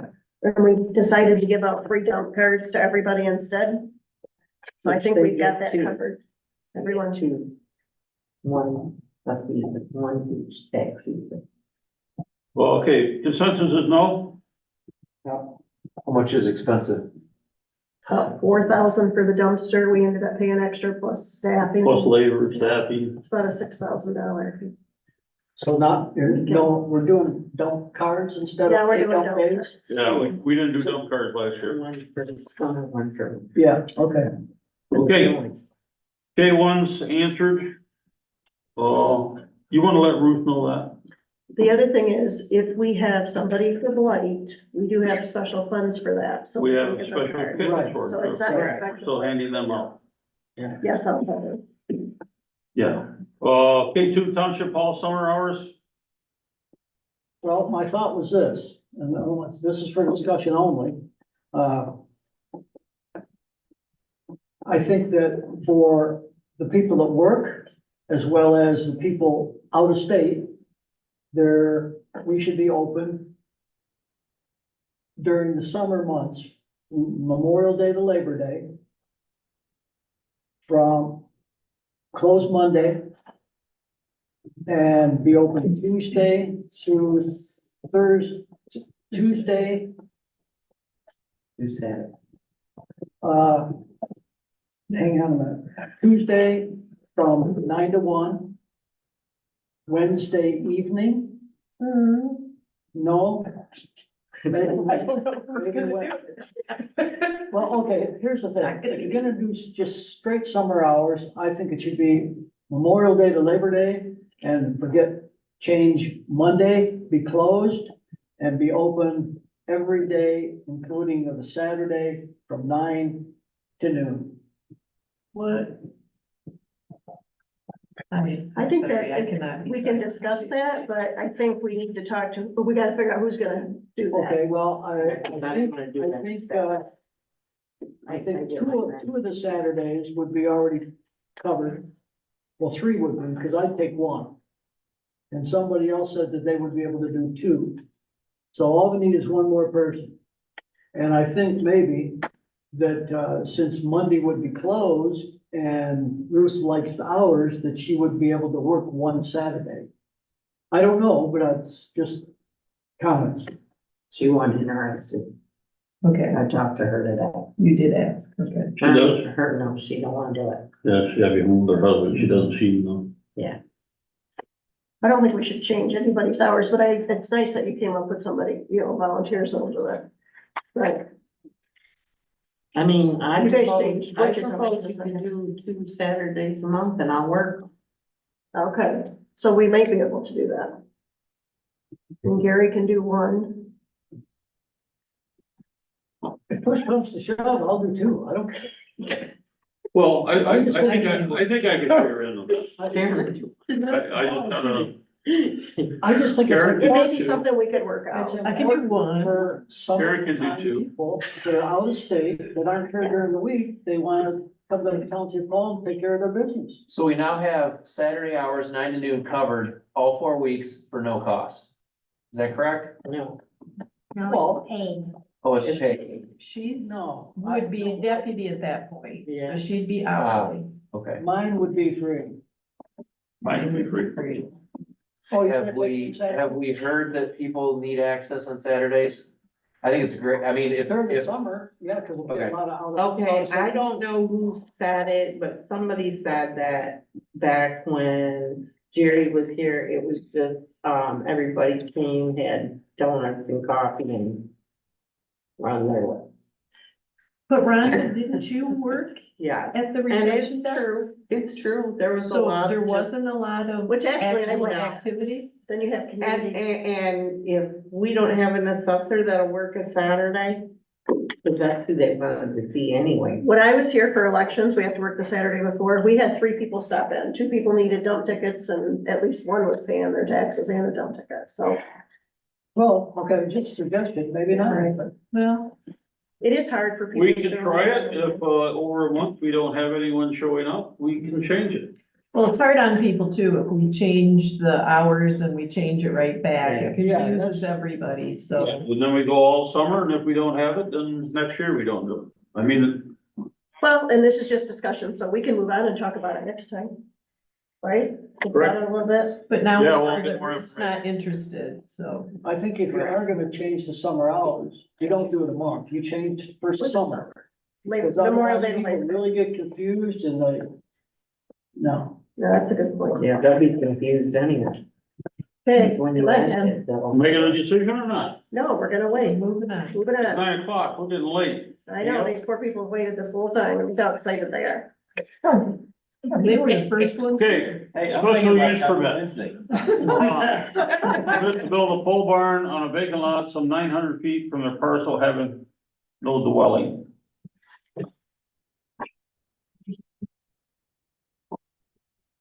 Jason, I read through this. And, I see where our zoning ordinance, appears to have changed. And the reason that we had this adjacent properties back in the old days was, for the island. The island had all these lots in the back and they couldn't sell them or anything, but people wanted garages, so what they did is they would contact the people that owns the lot behind them. If they couldn't get the lot behind them, they would get one adjacent to it, and then they would put a garage on that lot. And what they did is they set a 200 feet adjacent property to that one. I see that it got changed, and even adjacent has left from some of the sections, but it's in some of the other sections. But then it also has the other one in that section, so they didn't take the one out if that's what they intended to do. But, so now it's not adjacent at all, the word's not used in most of our zoning ordinance like it used to be, and I'm wondering, is that really what we want? I don't think it really affects what you did. I think we need to go ahead and approve that because it does fall within our zoning orders. But I also think that we need to relook at it because we're really required to keep our agricultural district and all our districts in common character. And a common character would not be a accessory building on a vacant lot. I mean, otherwise we'd have accessory buildings if I knew this, I would be buying every single lot in Little Bear subdivision and putting up a little garage. And I'd have garages all through that. When really our townships, for all intent, we want to combine 3 lots, so we have a building instead of having a barn. And right now, people could go and buy lots in Little Bear subdivision or Saddle Lake subdivision, and they could be popping up these barns. That's true. Which then is gonna bring in the theft, because here you got a barn without anyone around it that could break into it, because nobody's monitoring it. So I think the planning commission needs to, on a new zoning ordinance, and maybe, if we're not gonna get a new zoning ordinance, they ought to probably get something through to have the township board approved to do that. Yeah. Could I comment on why the decision was made the way it was? Because, per our zoning administrator, and we rely obviously on her to give us legal counsel on existing ordinances. This did fall within our ordinances, this request. To your point though, Ken, it did have us create a discussion later about should we look at the distances as it relates to that. However, I will say too, it's my understanding that part of the reason for the concern of putting up a building on a vacant lot is also for people who don't have a residence in the township. So the way the special use is written or allows for it is if it's in common ownership with the other parcel. And so when we asked Tasha about that, she said that it would be recorded on the deed so that that vacant land can't be sold separately. It's been that way, as far back as I can remember. If you did a lot, even if it was adjoining, which was right behind you, you still had to put that deed with the other one, because we could not have a vacant lot without a dwelling on it. I just don't know that somebody's gonna go buy up all these parcels like you I would. suggest. Well, but then you're gonna have to sell them all I together. would, Okay, You would. I would. go for it. I have another, opinion on that.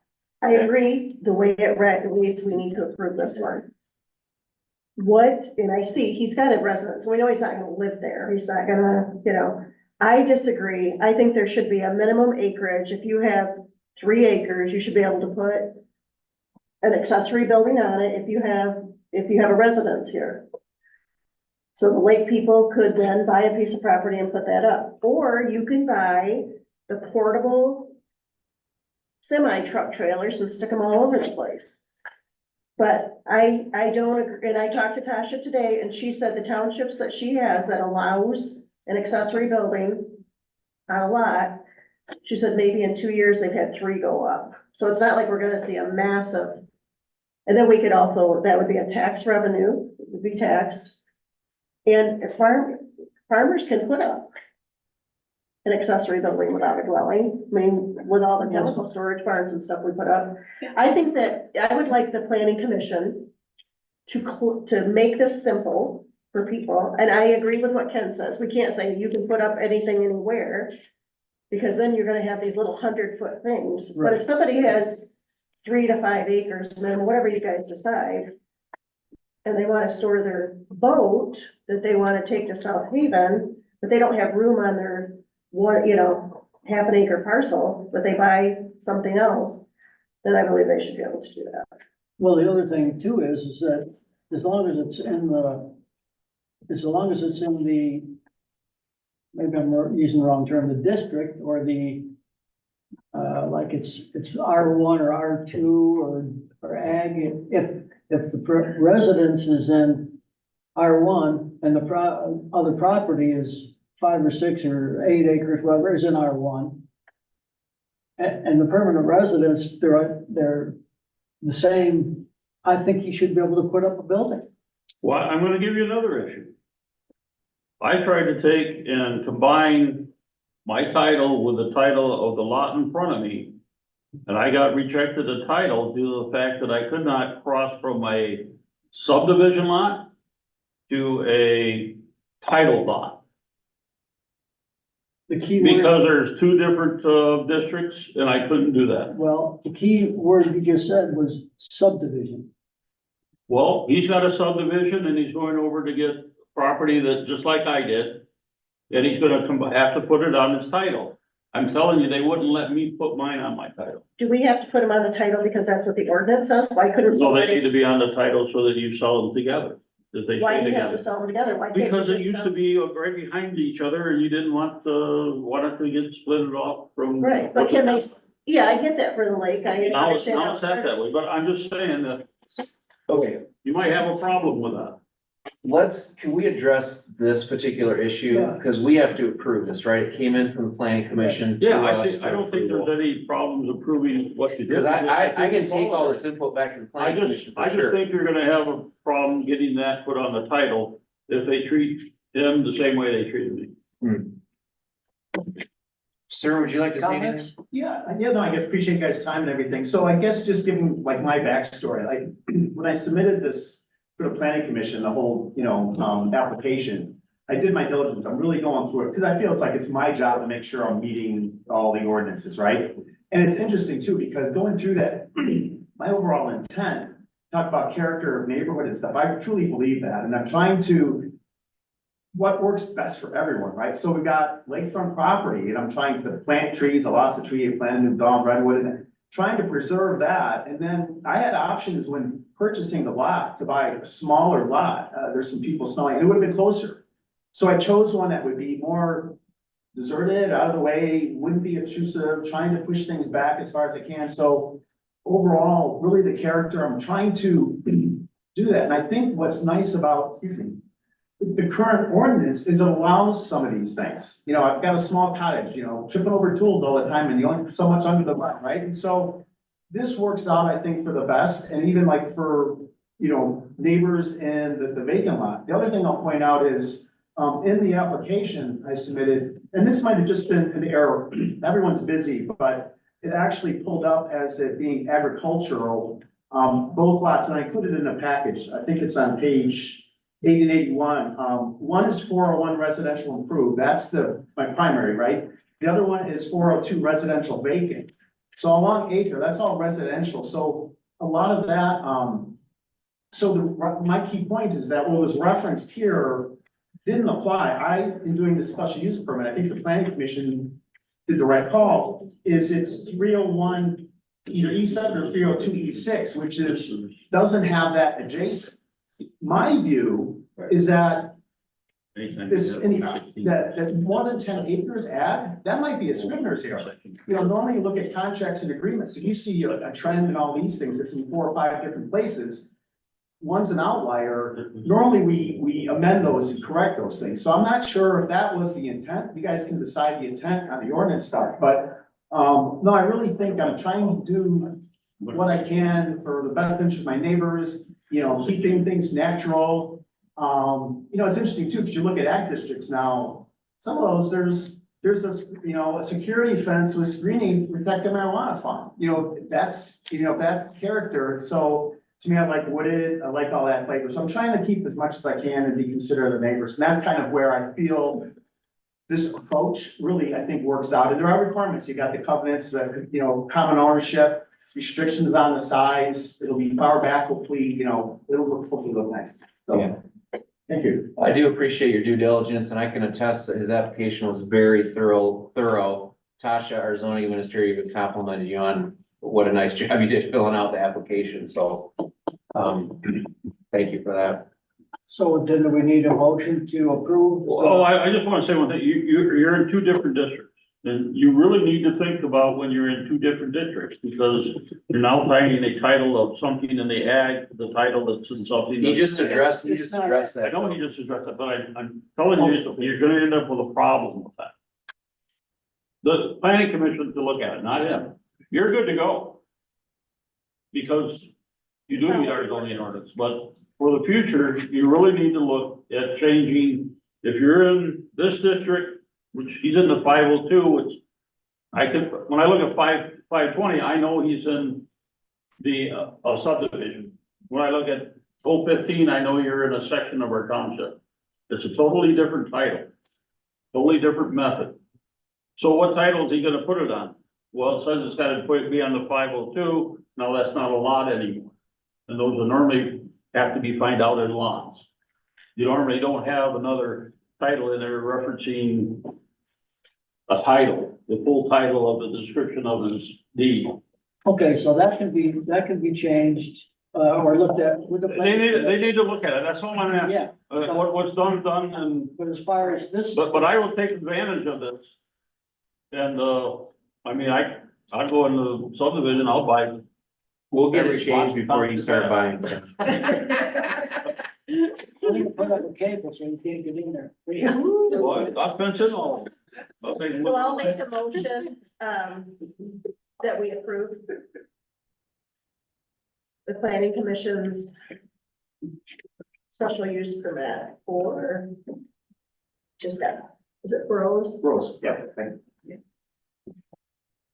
I second. Well, you guys did that at both times, I got to put the book in names down, Rhonda?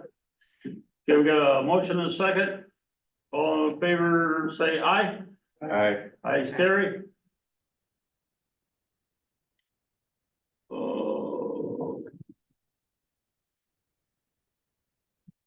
Scott Beck. That's my husband, but he's not here. We had a big business meeting tonight, so. Is that everybody? So your name, So. Do you want me to say something, or you, Well, I don't know what your part. we have some. Well, go ahead with questions. I can tee this up, but if you have questions already. well, when you're looking at this, they're taking a little section, like three acres. And then we highlight all this, and it's confusing whether just the 3 acres is where the special use is gonna be applied. Yeah. Mhm, Nothing outside that. right. Right. So do you have your 501(c)(3)? We have. Yeah, I got a copy. It was emailed to you all. I thought it was an application. Well, it's already been declared as as a foundation, which is considered, if you look under the business type, it specifically says, non-for-profit corporation. You may not have gotten. So a this second- one's Indiana. Don't you have to have a Michigan one or no? I looked it up on Laura and I couldn't find it. They had a land one, didn't they? No, they operate in the land, and they got Indiana. Yeah, it's Indiana, that's really.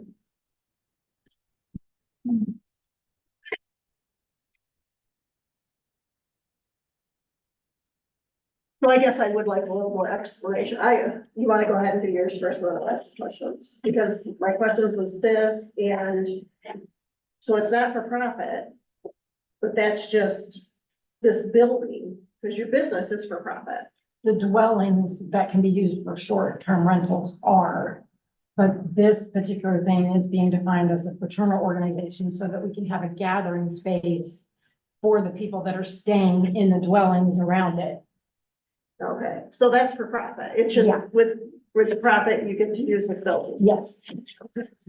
Because then if you can put 50 people in these dwellings, that's 50 people that are gonna be going to the lake, Well, not necessarily. that could go to the lake. So do the surrounding people know that, There was put out notices. I mean, we've had 2 meetings Notice. and about 50 people going, 42. 42? Okay. One of their neighbors came to the public hearing, Because you saw it in the paper, Mhm. yeah. and, after he heard the description of the intended use of the property, he was absolutely fine with it. I mean, there was even He discussion. wasn't on the lake, he lives across the street from the lake. Well, I don't know what you're saying. Are you saying What I'm saying is. ordinances I've will had- let people go in the lake or? No, I've had places before, over here on 384.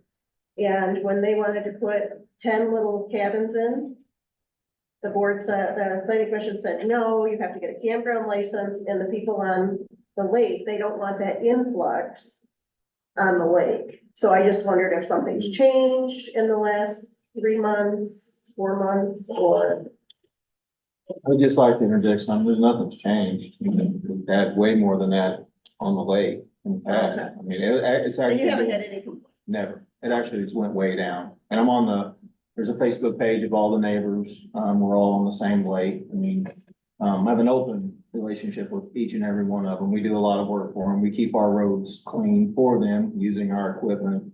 I mean, we've got a really good relationship. Everybody down our road knows each and every one of us. We've never had an issue with any of them. And that, the actual number of people that are gonna be using the lake are down now since, Scott and Chantel have bought it.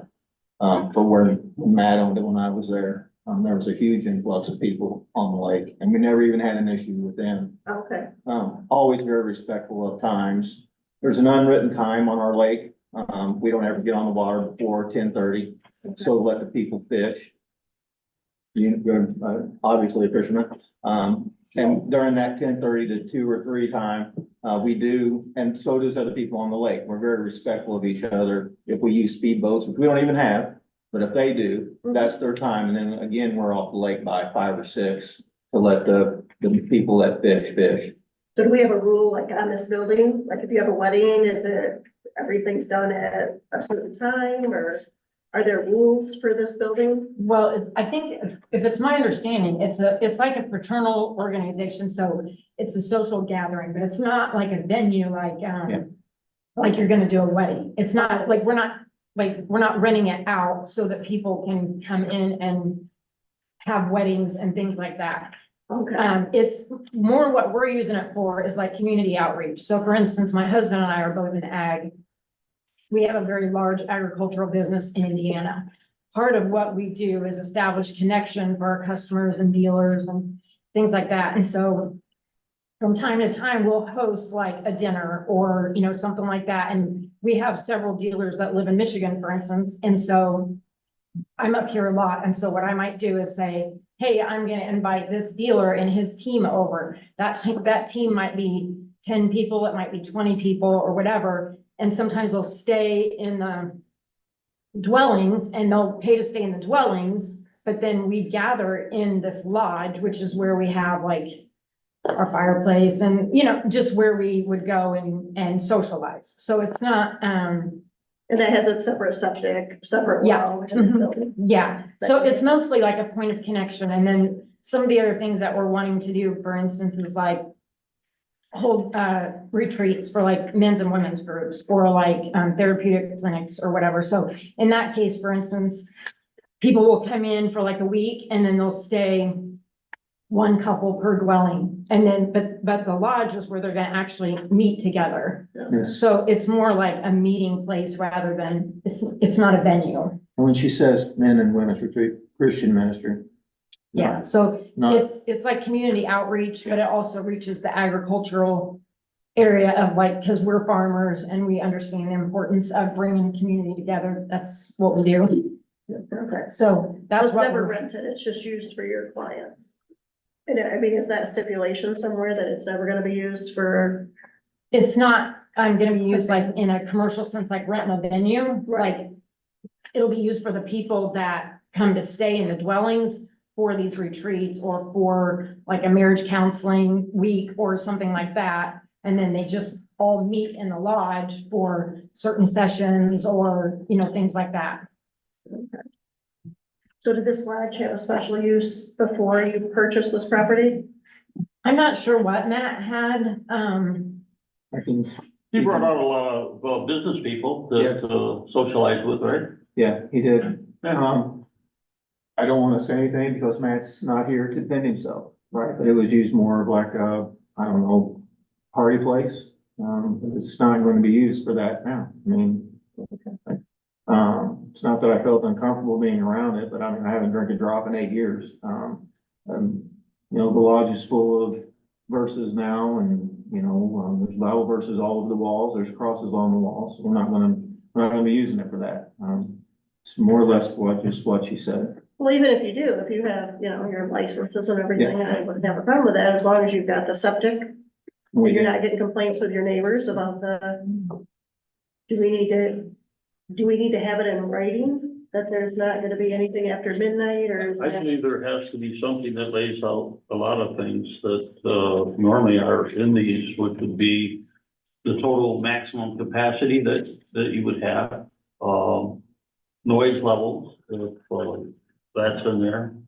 They also normally talk about the lighting around the parking, how many parking places that you're gonna have to have. If you have 50 people, you probably ought to have enough parking for 50 people. If you have 100, you need to have 100. Well, not if they stay in the dwellings though, right? I mean, if they're like But living in the Yeah, dwelling. it's all around. I don't know the how property, the setup is, but It's all wide. that needed to be thought about and planned, and it should be as part of the permit to us to do that. Is to know what the things are. If you have hours of operations, it'd be good to know the hours of operation. If your operation stops at 11 o'clock at night, it stops at 11 o'clock at night. If it starts at whatever time in the morning, which, you know, it's kind of set up and organized that we know what you're doing there and what time you're doing it, so that if somebody is complaining, we like, well, no, that's not they have the right to do that at that time. So You know, Ken, if you have weddings there, I mean, you probably ought to know that you have a wedding that's less than 50 people, less than 100 people and that you're not gonna be working over a certain period of time. We also need to talk about public safety. Our fire department wants to know what's there, when it's gonna be there, and what they need to prepare for if there's a big event going on and you might need emergency services. Probably police with the same thing. Yeah, well, you might be able to, have a time frame for hours of operation, but that's gonna vary depending on the group and what it's for. I mean. Yeah, and it's you- not, you could be But you probably know what the maximum is. That's what I'm saying, put a maximum. You tell me from 7 to midnight. I mean, it would give us an idea that, I guess when we went before the planning commission, we did tell them how many it could sleep, so that's, I mean, 42. you know, but like, you might have an event during the day where, I don't know, you could have 600 people there. okay, we just went by the ordinance and what they were asking us for, so that's what we put in. yeah, These things aren't listed in there. I need to know this because there's nothing in the ordinances that require them to state all those things. Thank you. Yeah. Nothing in there anywhere. Well, it just says, are those addressed? And we walked through that list and they told us what they are. But if the township board needs this in writing, that needs to be specified somehow. Cause it sounds like you're saying this needs to be written up and they didn't know that. Everyone we have, like when the Stokes Farm Market, it was very detailed, exactly what they're gonna have. They said they're gonna have a cafe, they're gonna do this, this, and this. They did it, said everything but the alcohol they were gonna serve. My understanding was that that's. That wasn't a commercial fraternal building, organization though. And this, That wasn't a my fraternal understanding is organization. that that would be if business. it's a Well, that's commercial, you're saying a social organization, right? Sure. but Well, then you say you're gonna be in the ag district greater than 10 acres. Well, when you go to there, it doesn't even talk about a social, it talks about other events, which I guess you could say is social, but when you go back and look at the zoning ordinance and when you put in social organization, it says it's for profit. In other sections of the ordinance, under section R, and really, they only got 3 acres, so why are you in 10 acres or Okay. more? I'm just gonna say this, so we're not here till 11. Our zoning administrator said that it complied with our current ordinances. The planning commission approved the application, so if the township board doesn't like it, tell them what they need and somebody make a motion. You're throwing all these things out there that we don't have the information or the tools to incorporate in our decision. So the zoning administrator, if I'm hearing you correctly, the zoning administrator approved the application, information that was given to her. The planning commission, With the sole caveat that they had to be able to present or prove that they did in fact have a 501c3 designation. Because other than them saying we're not for profit, we didn't know that, so. and that designate, or that paperwork, or that was Yeah.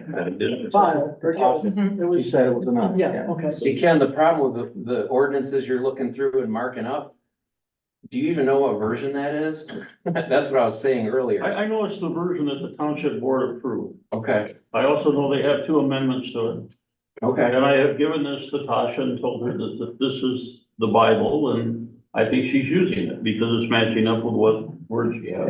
Yeah, based on what you were saying and what they've, given in compliance, I don't see any reason why we can't approve it. Well, it sounds like there is people on the board that think there's reason to not approve it. And I'm just trying to flush that out. Like, if we're not gonna approve this as a board, they need to know why. Well, then I guess maybe somebody needs to maybe make a motion. I talked to Tasha today Okay. about these because I'm really confused.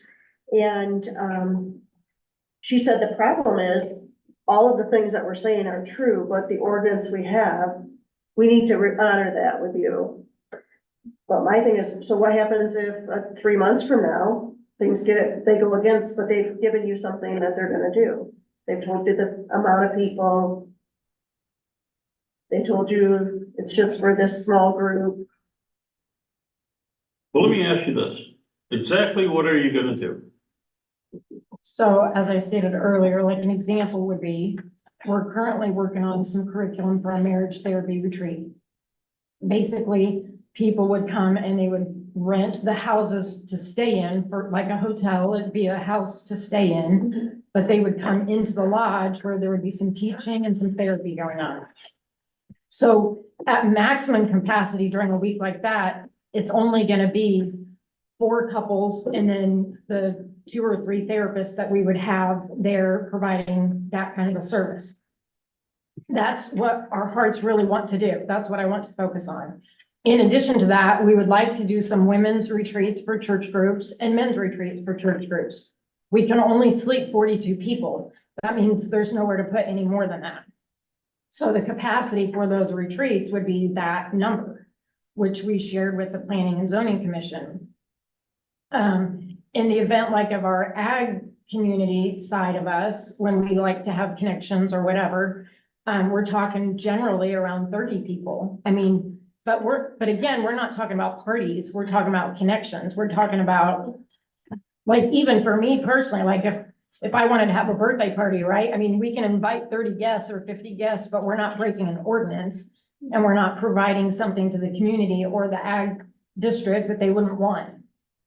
I mean, we come from an ag background, so we have a lot of appreciation for what that presents in a community. And that's kind of what we're doing, is creating community. So what I'm hearing you, correct me if I'm wrong, you have a capacity, maximum capacity for the, I'll call them cottages, okay? And maybe if it's a therapist or a counselor or whatever, you're talking maybe 50 people. Right, which is what we said to the commission. Yeah, the maximum capacity of the lodge is 52 people. 52. And we have parking for that. Okay.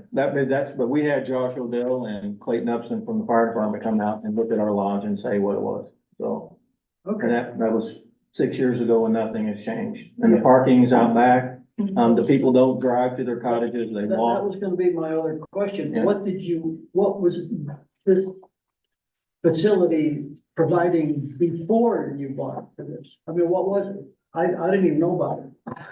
So That's a good thing. That means they're not doing it. there were meetings. Okay, here's the thing that caught one of my attentions here. It says, Mr. and Mrs. Beck were present and went over the application. They applied to use the existing buildings for a social organizational club, marriage retreats, right? Church retreats, et cetera. What's et cetera? Well, whatever is allowed in the ordinance. I mean, Like the ag. Well, see, I don't know the social. I'm just stating what our organizational club is intention is. capable of doing. What's that? What's a social organization club capable of doing? Well, we defined it when we looked up a fraternal organization and what that represents, which is community, and we read that to the Planning and Zoning Commission, and they. What are we trying to, we're trying to stop here, like, I'm not trying to stop anything. I'm trying to be helpful right now. here's what I've done in my, just in my very brief time Let's make a motion. serving. Yeah, well, let's just go ahead and approve it. I'll make the motion that we approve Thank you. Okay. your special use permit as recommended by the planning commission. Thank you. I second the motion. Thank you, Jesus. Okay. Thank you. Gary, Yes. Rhonda? Yeah. Mary, Yes. Jason? Yes. I'm gonna vote no. Okay, we don't have time for, budget discussion. But we have a meeting set aside. If we won't do that. Unless you guys are dying to hear about budget. Public comment. I don't have a good one right now. I'm gonna hold on to that one. Anyone? It makes sense to me that the CIP stuff kind of comes into play with the whole budget. Correct. I mean, you're looking at budget years 1 year, still need to know longer term and have some things planned out. 5-10 year plan, 15-year plan. Knowing that God might change all this. I can only. That's the biggest goal.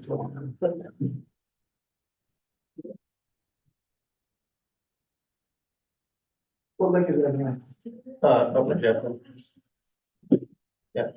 We haven't had any complaints, I think as long as they let you know, like, if they leave.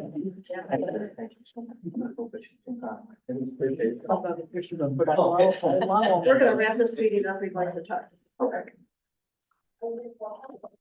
Any other public comment? Any correspondence, announcement we need to make? Gary? No comments. Rhonda? No Well, comment. let me take that back. I would like to thank Rhonda for her service Yeah. and wish her the best of luck on her new endeavors. And, some of the things that were beyond her control, I think are gonna be a blessing for her. So, None, Rhonda? Yeah. I'm gonna say ditto to what Gary said about you. I hope the best for you. Clerk? Yes, thank you, Rhonda. We'll keep seeing you, so it's not like it's a farewell. And I think the thing that, what I talked to Tasha about today also is she has a whole new planning commission, a whole new ballgame. And we need to get the ordinance where they're simple and they work for everybody and, yeah, I think that we're on the way to doing it. So. And they could have done all that without even coming to us, so I'm very grateful that they follow in the same time. That they did follow our rules, and we appreciate that. Thank you, Rhonda. Justin? Any comment? I just said thank you, Rhonda, that's all. Oh. Yep. That's it? Motion to adjourn? I'd like to thank Kara for the work on the iPads here. It's working. Oh. Thank you. I don't know, there's a little more I can do, so. Again, your excellent job on the website. Oh, It's thanks, user friendly. It is. thanks. Let me know if you guys need anything added or changed. Motion to adjourn? So moved. Gary, second? Second. All in favor, say aye. Aye, Gary. Done. Oh,